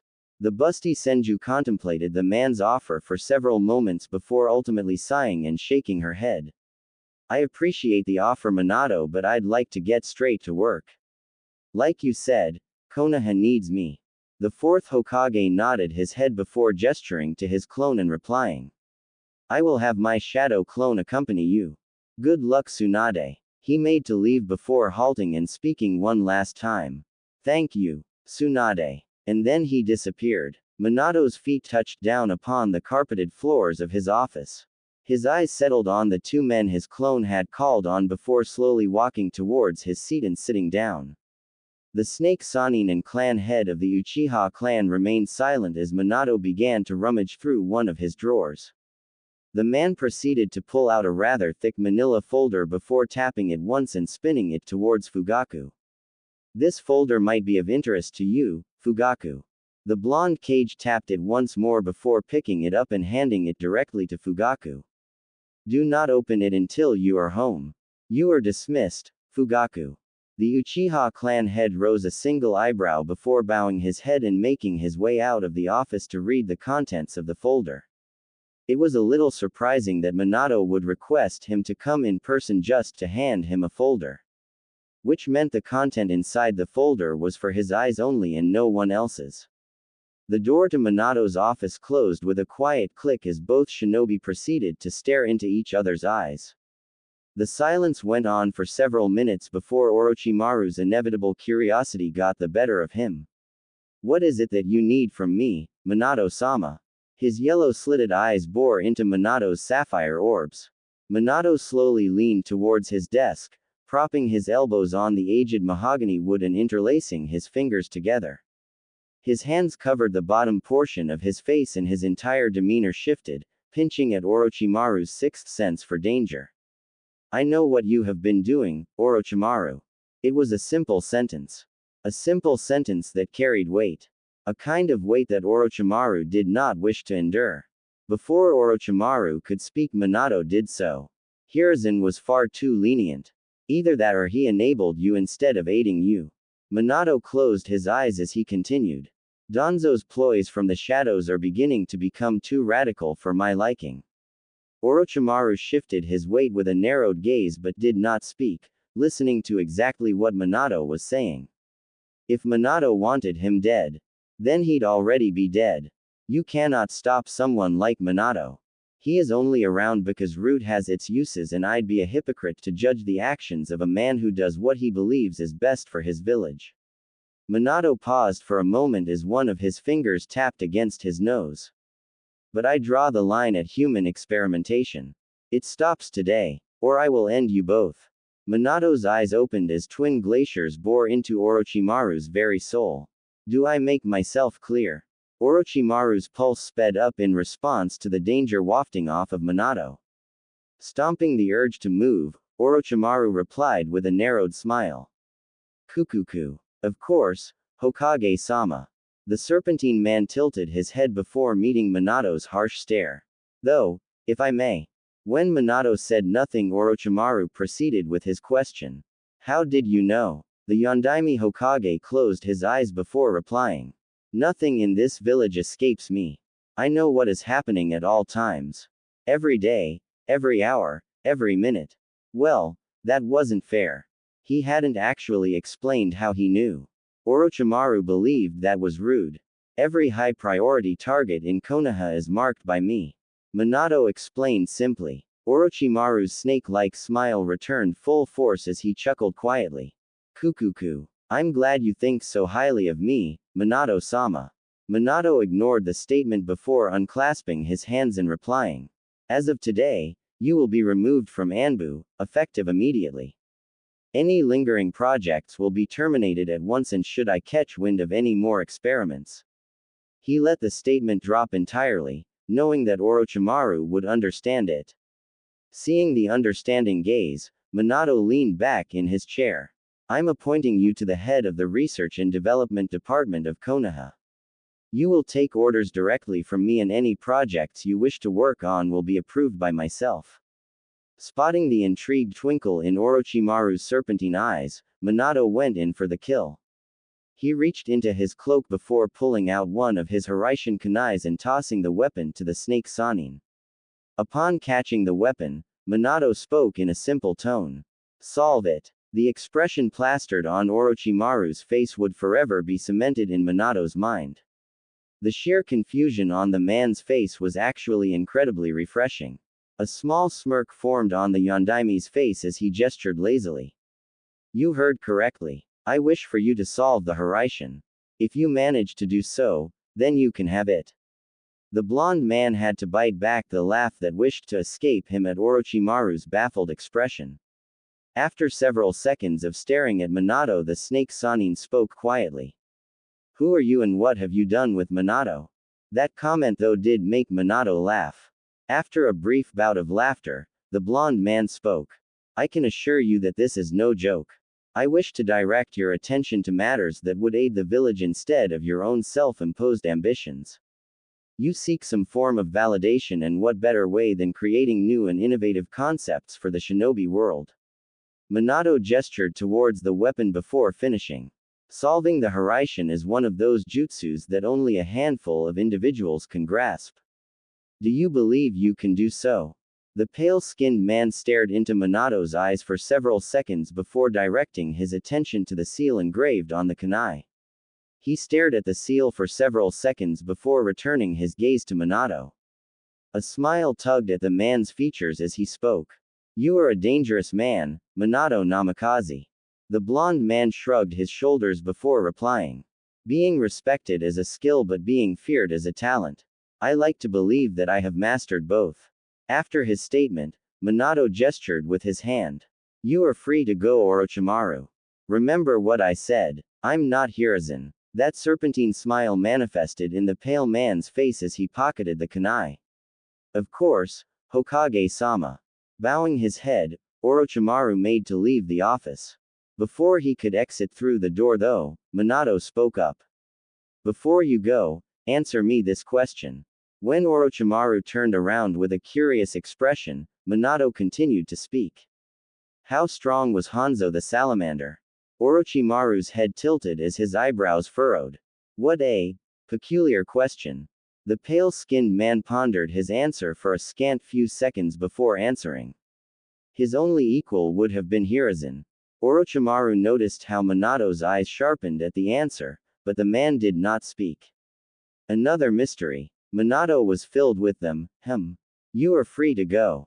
Orochimaru nodded his head before exiting through the door, leaving Minato to his thoughts. After Orochimaru's exit, Minato began to drum his fingers against his desk. The rhythmic tapping continued for several hours as Minato remained seated in his chair, pondering the answer Orochimaru had given him. This was a problem. Jiraiya had provided intelligence about Hanzo's supposed passing in Amegakure. It had been nothing but rumors and conspiracy theories, but Jiraiya believed differently. Amegakure was a dead zone. Nothing got in or out. If information such as this was seeping out, then it was something that was certainly worth investigating. After the 5th hour of thinking over it, Minato made his decision. He ran through several hand seals before placing his right palm on his desk and summoning Fukusaku. The elder toad appeared on the table in a plume of smoke with a curious expression. Do you need something, Minato boy? Send a message to Jiraiya. I'm going to Amegakure to investigate a lead he had. Minato replied with an intense gaze. The old toad's demeanor shifted immediately as it stared into Minato's eyes. I would advise against this, Minato. He warned seriously. The blonde Cage shook his head before slowly standing to his feet and turning towards his office window. A threat that can so casually deal with Hanzo the salamander is something that needs to be addressed immediately. I'm the only individual that can get in and get out with relative ease. The old toad shook his head as he replied. I cannot, within good conscience, allow you to do something so illogical. You need to think, Minato. Fukasaku banged his cane on the desk before glaring at Minato. You have yet to even mourn Kushina and now you wish to face some unknown threat capable of defeating one of the strongest shinobi to exist. You need to stop and think, Minato boy. You have a son to think about now. You cannot continue to do the. The elder toad was cut off from speaking as Minato dispelled him back to Mount Myoboku. Silence reigned in the office for several minutes as Minato bowed his head with his eyes closed.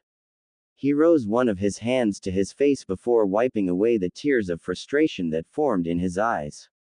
Fukasaku was absolutely in the right about what he was saying. He did have a son that he needed to think about. He hadn't mourned Kushina, and he wasn't thinking logically. But, before those thoughts could continue, the sound of the office door opened followed by the sounds of a baby crying. The ear-piercing noise penetrated Minato's hearing as he turned towards the source. He spotted his only remaining student who seemed to be clearly struggling with his newborn son. The young teen had an apologetic expression on his masked face as he stared at his sensei. Sensei. He's been crying all day. I don't know what to do. I'm sorry for just barging in but I need help. The blonde Cage stared at Kakashi for a moment before directing his gaze to Naruto. His eyes began to slowly soften as he strode towards his student and son. Have you fed him? Minato asked as he took his son out of the arms of Kakashi and began to gently rock him. 3 times. And I changed him as well. I don't know what he wants.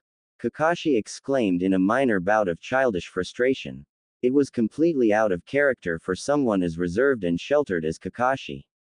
Minato just chuckled quietly as he gently rocked his son, shushing and cooing into the child's ears as he did so. After several minutes did the child finally begin to settle down. The blonde man stopped his actions upon noticing that Naruto had drifted off to sleep. Kakashi huffed in slight exasperation before whispering in an annoyed tone. How did you even do that? The blonde man just blinked at the question before tilting his head with furrowed eyebrows. He stared at his sleeping son for several long seconds before turning towards Kakashi and speaking in a confused tone. I honestly have no idea. Have I ever told you how good you are in bed? Minato's face scrunched up in confusion as he stared down at his girlfriend. Her red tresses were splayed out behind her, painting the white sheets of their bed. No, I don't think you have.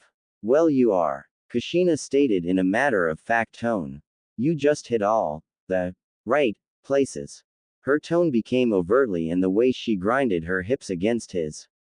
Dear Kami, Kushina was sin incarnate. Despite the bountiful amount of time he spent with Kushina and her teasing ways, she still managed to make him blush. She was so out there. It was hard to put into words, but she was like a lion and he was a gazelle. That was a horrible analogy and he knew it. Before he could even think to reply to her words, a hiss of pleasure escaped his lips as Kushina's lips wrapped around his. Minato twitched back to reality, eyes snapping around the room as he took in his surroundings. Well, that had been an interesting daydream and it now left him hungry. And he wasn't talking about food either. The teleporting shinobi sighed heavily as he rubbed his eyes, curbing his desires. Aside from partaking in pleasures of the flesh, Minato had been thinking a lot about his inevitable trip to Amegakure. After making sure little Naruto was safe and secure with Kakashi, along with being guarded by 3 shadow clones and what was basically an impenetrable seal barrier around his home, he had sat on Fukasaku's words for several hours. The Toad Sage had brought up good points, logical ones. Why should he potentially risk his life, knowing that he had a newborn son without a mother? That should have stopped him dead in his tracks in the first place. Except it didn't. And Minato was struggling, desperately searching for reasons as to why that was. Why was his rationale being curbed? He had initially blamed it on Kushina's death, believing it to be the cause for his irrational thoughts and actions. But he knew, deep down, that this wasn't the case. He was grieving, that was for sure, but every day, bit by bit, he was returning to normalcy. At least, he believed so. His shinobi believed otherwise, and they weren't scared to say so either. Minato had acquiesced to Fukasaku's words and hadn't immediately traveled to Amegakure. However, he was still going to do so, and no one would change his mind. Even if what Jiraiya had found had been nothing but a rumor, he couldn't help but feel like there was more to it. Speaking of Jiraiya, the door to his office burst open, startling his secretary. Her body tensed up, papers flying from her hands and shooting into the air. A dozen or so yellow flashes emitted in the room as Minato caught each paper, placing them back on the table and returning to his seat, all in the span of a single second. Yes, his entire office was covered in Hiraishin seals. No, he wasn't paranoid.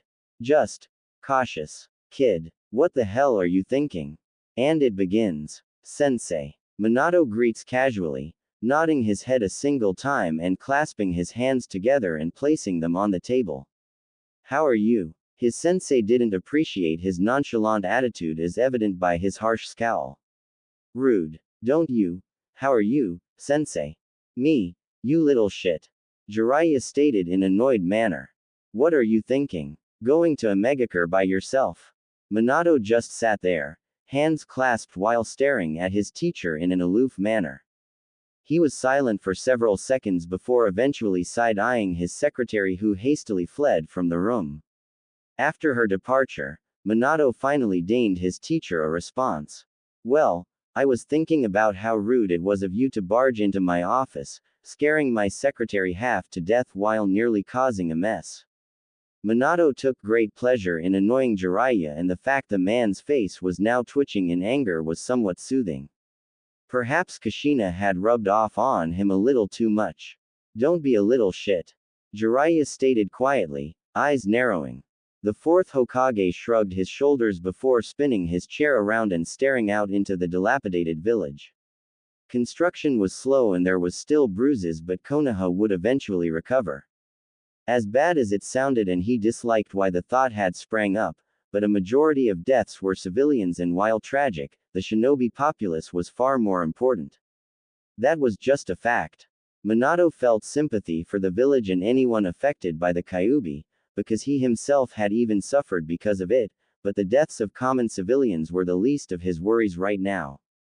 Getting the village stabilized and getting his shinobi to mobilize and provide counterintelligence was of the utmost importance. Sometimes he despised how easy it was for him to turn off his emotions. It allowed him to be the perfect shinobi in a somewhat twisted sense. When you lack sympathy and empathy, the plight of others does not affect how you yourself maneuver. Double so for the life of a shinobi.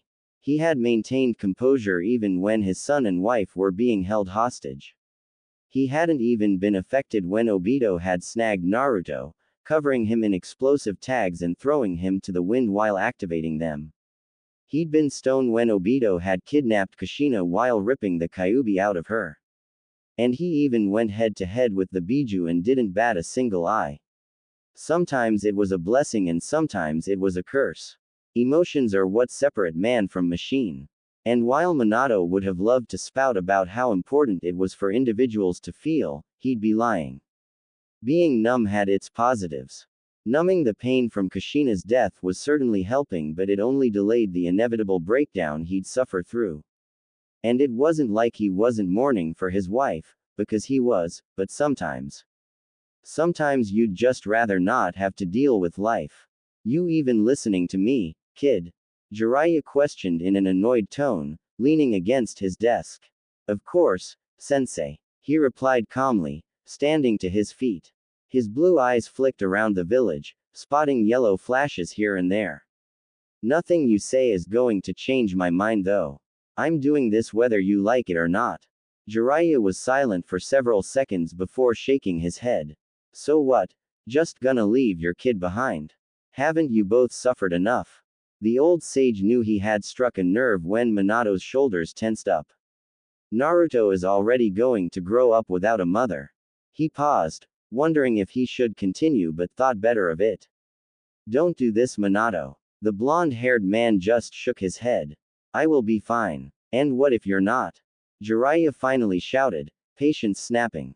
You're not invincible, Minato. You are strong, yes, but you are not impervious. What if there's someone who can nullify the Hiraishin? What if, for whatever reason, you just aren't fast enough? You're becoming arrogant, Minato. Stop and think. I already have. The Hokage snapped back in kind, turning around to glare at Jiraiya. You think I don't know my own weaknesses? You think my over-analytical mind hasn't drawn up hundreds, if not thousands, of scenarios where my Hiraishin is useless or somehow countered? Exclamation mark. That my sage mode won't be enough to aid me. Minato scoffed while throwing his hands up. I've spent more time thinking about my own shortcomings as a shinobi than you've spent spying on women. Don't lecture me about what is right or wrong, Jiraiya. The last thing I want to hear from you is what I should or shouldn't do. You've never taken Hirazen's advice before, so what gives you the right to try to do so with me? Before Jiraiya could reply with the vitriolic response that sat upon his tongue, the door to the office opened, followed by the busty form of Tsunade. In her hands were several thick manila folders and documents. Her honey-brown eyes were skimming through one of the various documents, quietly murmuring to herself and slightly oblivious to the tense atmosphere. Minato. She started slowly, eyes still roaming along the document. I'm going to need some. Her eyes finally rose to the two men, taking in their frustrated gazes and now finally becoming aware of the incredibly tense atmosphere. Was I interrupting something? Minato glanced towards Jiraiya, his glare softening up just a bit before shifting towards the blonde woman. Jiraiya and I were having. He paused for a moment before continuing. A disagreement. Her brown eyes cut towards her former teammate before shifting back to Minato. She adjusted the stack of papers, documents and folders before speaking. Doesn't seem like it. Before Minato could reply, Jiraiya spat out. Oh yes, a simple disagreement on how idiotic it is of my student to go prancing around in Amegakure, by himself, due to a supposed rumor about Hanzo the salamander dying. Tsunade's eyes widened to saucers as she snapped her gaze to Jiraiya. What? Minato groaned quietly, resisting the urge to roll his eyes. Why would you want to do that, Minato? Tsunade questioned in confusion, eyebrows furrowing. Minato just shook his head as he replied. I need to do this. Okay, but why though? The slug Sanin reiterated, tone curious and filled with slight concern. If you're so gung-ho about this that you'd nearly get into a fight with Jiraiya about it, then what is so important about Hanzo's potential death that needs your attention? The fourth Hokage was silent as he thought about Tsunade's question. It had been something that even he himself had sat on. Why was this important? He didn't really have an answer other than the fact that something was causing him to seek this out. He started, eyebrows furrowing. I just know something is wrong. Tsunade ignored Jiraiya's disbelieving scoff. She took a few more steps into the room, placing the papers and documents on Minato's desk. Aren't you worried about the potential outcome of you not returning? She questioned in a gentle tone, completely opposite of Jiraiya's frustrated and angry one. Minato, you've just lost your wife and now have to raise your son alone. Don't orphan your child when he needs you the most. Minato hated how her words affected him. They caused pain. A pain reminiscent to Kushina's death. Why did she have to make sense? It wasn't that Jiraiya wasn't making sense either, because he certainly was, but it was how he was saying it that frustrated Minato. Tsunade's words lacked the rancor that Jiraiya's possessed. She wasn't judging his decision or believing it to be ludicrous. She was being gentle and understanding, knowing how important this potential information was. Besides, the busty woman continued with a shrug. You can just ascend a clone to Amegakure to confirm this information, right? It's not like you yourself have to physically be there anyway. Silence. An awkward amount of silence. Tsunade started slowly, staring at Minato with confusion. You did think about sending a clone, right? Right. What a loud silence this was. Tsunade's confusion turned into disbelief as she stared at Minato. You cannot be serious. Minato namikaze. Her shout caused the fourth Hokage to cringe. Please tell me that you thought to send a shadow clone into Amegakure. Please, oh please, say it isn't so. Minato cringed once again, awkwardly rubbing the back of his neck. He sniffed once. It might have slipped my mind. Tsunade just stared directly into the man's eyes, not speaking. Her disbelief and incredulity was evident. Her brown eyes shifted towards Jiraiya before her expression shifted into a vicious glare. I blame you, she insisted angrily. This is all your fault. Jiraiya squawked loudly, arms gesturing wildly. How is this my fault? Because you're his teacher. Teaching him common sense was your damn job. And it's clear you failed. Look at him. She gestured towards the blond man who was standing awkwardly while rubbing his neck. He's completely lost. He didn't even think to use shadow clones. This is your fault, you stupid pervert. As Tsunade and Jiraiya began to bicker with one another, Minato was silent, avoiding the ire of Tsunade. She shared far too many similarities with Kushina, and he was certain that if he brought attention to himself, it'd just cause an earful. He was just going to silently leave the room. Where do you think you're going? Tsunade's irritated voice resounded out before he could disappear through the window. You see what I mean, Jiraiya. He can use the Hiraishin, but he chose to try to leave through the window. It's your fault. How is he still alive after all these years? Come on, sensei. It wasn't that bad, was it? Kakashi questioned in a light-hearted tone, patting his teacher on the back. I'm sure Tsunade-sama was just. Words failed to come to Kakashi, and so, the teen left it at that. Minato, whose hands were covering his face while hunched over on his couch, groaned pitifully. She's like an older Kushina. Except with a drinking problem. A small smirk formed on Kakashi's face that was hidden by his mask. Don't let her hear you say that. We know how violent Kushina could get. The masked Hatake paused for a moment before commenting offhandedly. Must be that Uzumaki blood. That made sense actually. Or perhaps all women were violent at some level. Yeah, no, it definitely had to be the Uzumaki blood. Putting it behind him, Minato rubbed his eyes before deciding to address something that involved his wayward student and his former teammate. This conversation was going to be a rough one, and he only hoped that Kakashi wouldn't fall into despair because of it. Kakashi. The Hokage started tiredly. There is something I've been meaning to tell you about the Kyuubi. The silver-haired teen shifted towards his sensei, single eye focused entirely on the man he viewed as a father figure. Is it about Naruto? He questioned curiously, glancing towards the crib in the corner of the room that held said child. Minato shook his head as a quiet sigh left him. No, this isn't about Naruto. He placed one of his hands onto Kakashi's shoulder, the other digging into a pocket and pulling out a dirty scroll. Minato began to unfurl the scroll before applying a bit of his chakra to it. A quiet poof emanated from the object, revealing a small jar with liquid inside of it. Minato held the jar just slightly out of Kakashi's point of view, staring at the object inside of it. Disappointment flooded his body as he stared at the jar. How sad. Whose eye is in your left socket? Minato questioned quietly, idly rotating the glass jar full of liquid. The remaining members of Team 7 tilted his head in confusion before answering. Obito's. But why is that important, sensei? The fourth Hokage remained silent, eyes still focusing on the item in his hand while his other tightened upon Kakashi's shoulder, not in a painful manner of any sort, but tight enough to draw Kakashi's concerned gaze. Deciding to rip the band-aid off, Minato shifted towards his protege before holding the item up to his student. Kakashi's single orb snapped to the jar as he stared at the contents within said jar.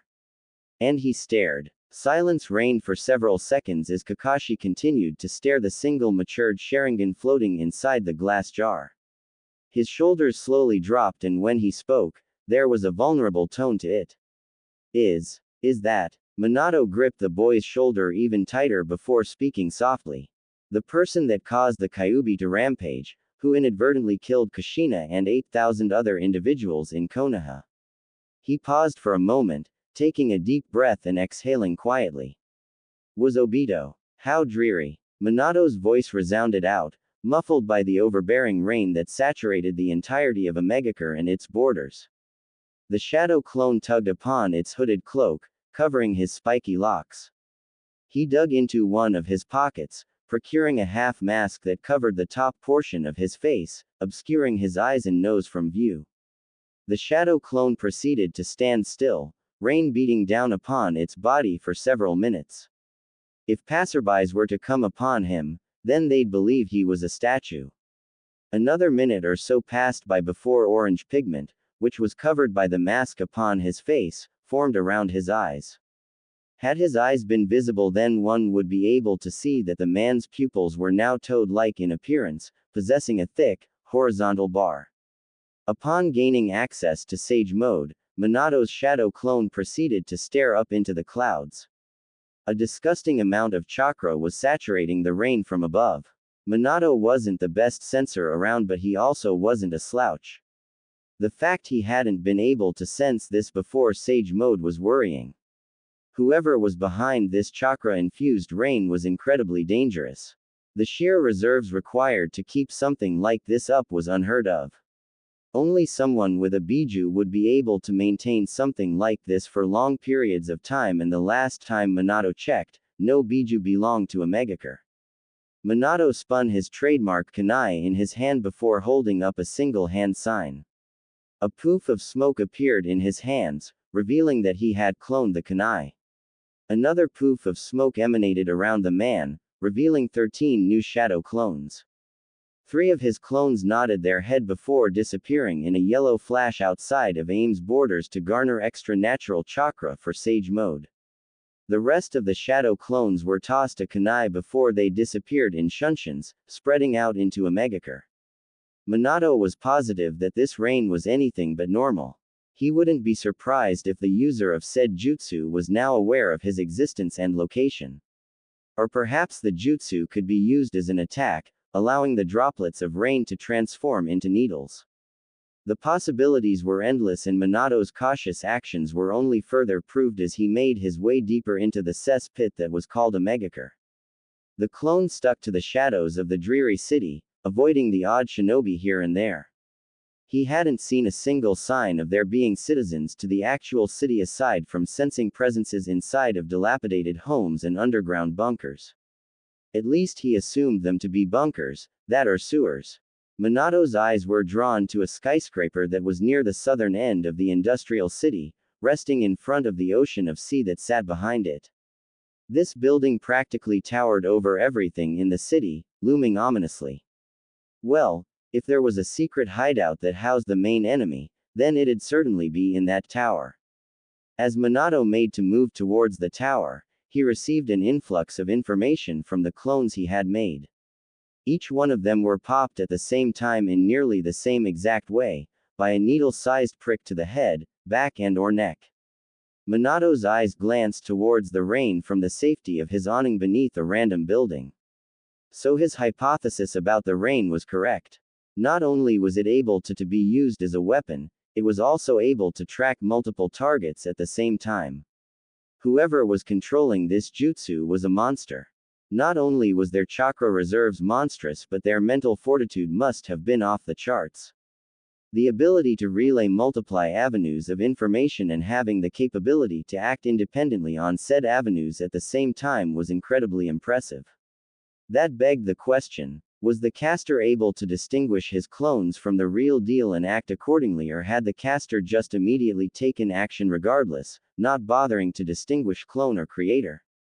So many questions and yet, no answers. It was good that Tsunade had brought up the fact to send a clone instead of the real deal. Information was being relayed real time and it was only a win. Just sucks that he himself hadn't thought to send a clone first. How? Unlike him, Kushina's passing was certainly taking its toll on his mental. Or perhaps he was lacking the assertive guidance of a woman. No one alive could say that Kushina didn't provide results. She was bullheaded and aggressive to anything seen as an obstacle, but she was also intelligent. He wouldn't have been the seal master he is today without her help after all. Tsunade was currently filling that void that Kushina's presence provided. Not in a romantic sense or anything of the sort, but more as comfort. It was somewhat soothing to be yelled at for his antics and decisions, and Tsunade mimicked Kushina's words nearly word for word. It was almost scarily similar. Minato was just going to chalk that up to the Uzumaki blood. Pushing those thoughts to the back of his head and storing them away, Minato disappeared in a shunshin, racing along various rooftops and alleyways with a speed that Jonins would barely be able to follow. Every jump and leap brought him that much closer to the tower at the rear end of the city. And as the distance closed, so too did Minato's emotions. Just as Minato was about to take his last leap to scale the skyscraper, he sensed an influx of chakra to his immediate right. His eyes snapped towards the direction, seeing a wave of burning paper making its way towards his position. He had been caught mid-leap and thus, would be hit by the flaming explosive tags. If he was an average shinobi, Minato's right hand faced the direction that the attack was coming from before firing off a compact blast of futon chakra. Due to this, his body was sent in the opposite direction while the explosive tags were sent blasting away, quite literally exploding after the wave of wind swept them up. He landed on the wall of a random building, sticking to it with chakra and spreading his senses out. While not surprised that he had been attacked, he was confused as to how he hadn't sensed the presence of the individual beforehand. Minato's eyes glanced up towards the cloudy sky with narrowed eyes. Was the rain capable of masking chakra presences as well? The Yondaime Hokage sensed movement from around the building, and not a second later did the building he stood against explode in spectacular fashion. The blonde-haired intruder skipped along various rooftops, dodging and weaving out of the way of shurikens and kunais that looked oddly similar to origami creations. His trademark kunai flashed into his hand as he somersaulted off the building he was atop of. Not a second later did a dozen or so paper shurikens follow him.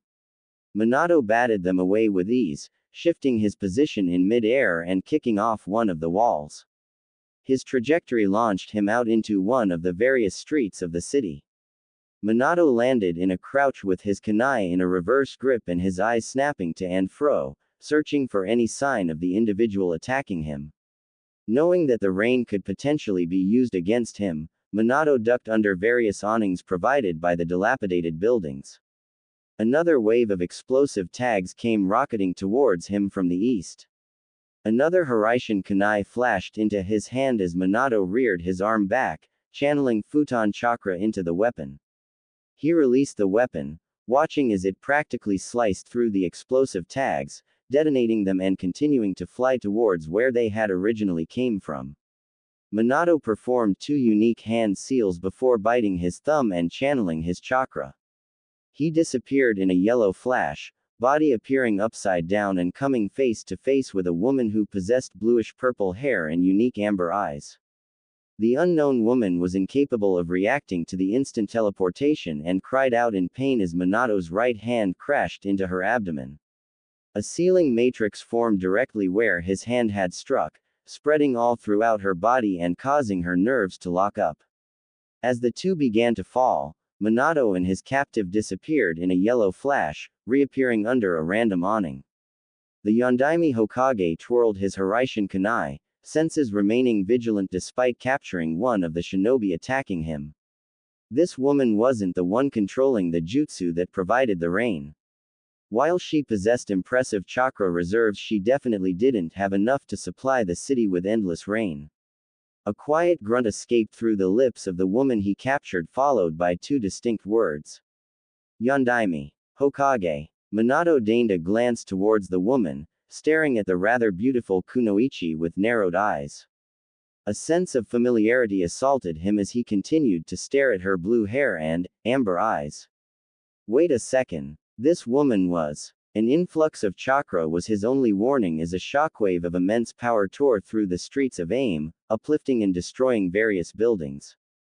Minato's eyes widened at the force of the attack before teleporting away from the area.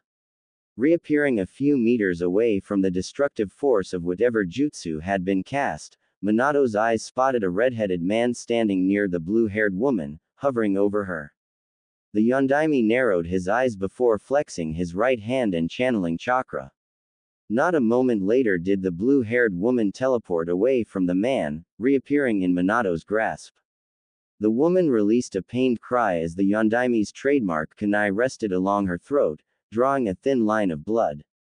That caused the red-haired man to stop in his tracks.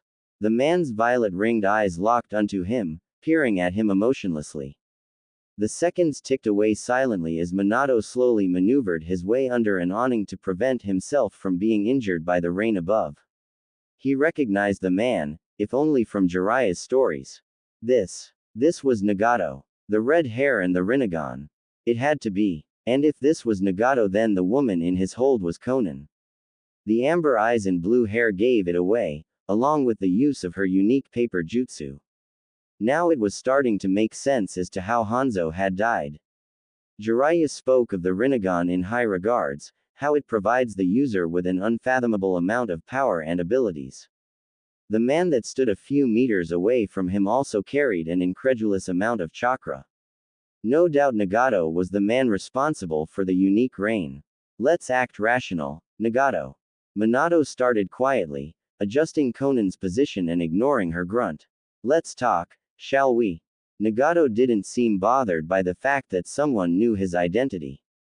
The Uzumaki shifted his body towards Minato before responding. Yondaime Hokage. He spoke blandly, not displaying a hint of worry or concern for Konan.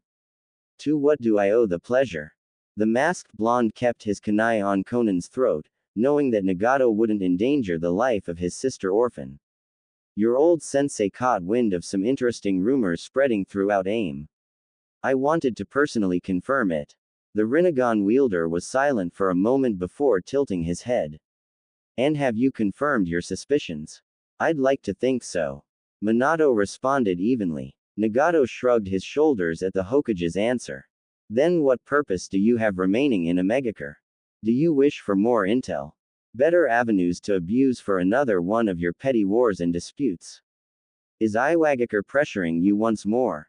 I would assume that the infamous Yellow Flash would have continued to rain terror across the elemental nations. Instead, you're in my home, terrorizing an already bleeding populace with more nonsense. A small frown formed on Minato's face at Nagato's words. He wasn't going to bother trying to dispute them. Konoha had used AIM for warring terrain and had abused the populace. The only reason Konoha had been pushed out was due to Hanzo forcing them out. However, that wasn't why he was here, and Nagato likely knew that. I wished to confirm Hanzo's passing, and considering that you're still alive after all this time despite Jiraiya's belief otherwise, I believe I have the information I was seeking. Minato removed his kunai from Konan's throat before gently pushing her forward, allowing the woman to stand on her own. Nagato's eyebrows furrowed slightly at the Yondaime's action. I find it hard to believe that this is all you came here for. I'm sure you're aware of how powerful Hanzo truly was. His death would shake the shinobi world, and knowing there is an individual out there capable of dealing with him, I find it hard to believe that a major village like yours would just allow this to happen without reacting. Minato stares at the man for several seconds before replying slowly. I have no quarrel with you or Amegakure. My village's crimes against you came before my time, and while I would hope you wouldn't allow old grudges to sway your beliefs, it would be remiss of me to completely ignore how you feel. You suffered directly at the hands of my village regardless. There's enough suffering in the world.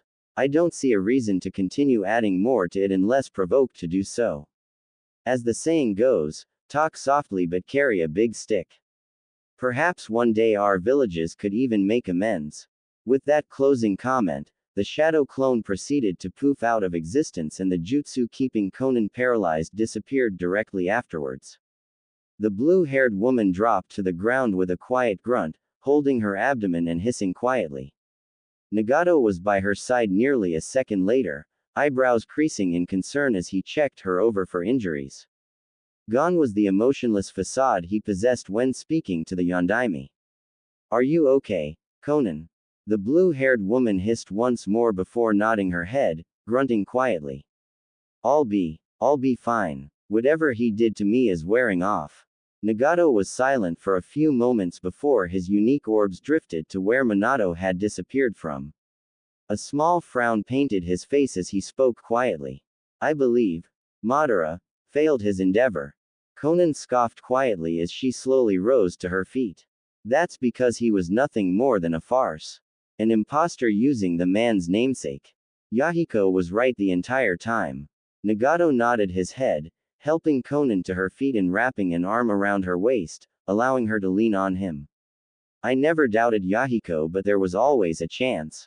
A slim one, but a chance nonetheless. At least that's one obstacle taken care of. I guess I'll have to thank the Yondaime the next time I see him." Conan's gaze shifted towards her brother, surprise evident upon her features. "Are you saying?" Nagato only nodded his head. "Yahiko will want to speak to Jiraiya. I don't believe Minato is as monstrous as the elemental nations make him out to be. I would not mind an alliance. Amegakure is still bleeding and we can only do so much, Conan." The paper wielder looked like she disagreed, but she decided to keep her words to herself. She offered a single nod, making small steps back towards the tower with Nagato's aid. The Yondaime Hokage found himself in a predicament of sorts. Now, normally he'd have sent Kakashi or some genin to accomplish the task he was currently doing. However, someone, Tsunade, had all but forced him to do this alone, stating that it would help you in the long run. So here he was, standing in the baby aisle of a random store, scouring the shelves for baby things. The Hokage resisted the urge to rub his eyes in frustration. He had far more important things to worry about than the type of diapers his child used, or the type of baby wipes required to accomplish the task of cleaning his poo-covered child. It was times like this that made Kushina's death sting even more. Not so much in a sad way, but in an annoying sort of way. Minato wasn't good at this whole father business, considering he had grew up as an orphan and used the Shinobi Academy to get through his early years. Shopping for a child's necessities was somehow demeaning and Minato disliked every single second of it. Just looking at all the labels on the various foods and whatnot was going to drive him mad. What in the hell was puree, and why did it sound like a war crime? The Yondaime was seconds away from tearing out his blonde locks before a familiar feminine voice resounded out in the relatively empty aisle. "Minato." The gruff but feminine voice spoke. "Is that you?" Said man turned his head towards the voice, spying a casually dressed Tsume Inuzuka. The woman was out of her standard Jonin uniform and was dressed in a pair of black tights with a black crop top that hung lazily over her shoulder, nearly exposing one of her. It was fitting if Minato was being honest. The woman was brash, loud and aggressive. There wasn't really anything more that was needed to say about her. That's not to say that Minato disliked her though. The Inuzuka matriarch, or rather soon-to-be matriarch, was friendly enough, in a rough and gruff sort of way. "Tsume-san." Minato greeted with a polite nod of the head, thankful for a distraction. "What brings you here?" The animalistic woman tugged her large cart of groceries and various other items over as she spoke. "San, are you being so formal for?" She swerved her cart right next to his, nearly causing them to collide. "You're out of the office and I'm not in uniform. Just call me Tsume, Blondie." Her casual and laid-back words caused the inklings of a smile to frame the man's face. Minato sighed quietly as he shook his head. Hi, Tsume," he corrected, bemused when the woman nodded her head in satisfaction. "What brings you here?" The woman's eyes none too subtly trailed towards his own cart, roaming along the various items, spotting several things that were clearly for his son.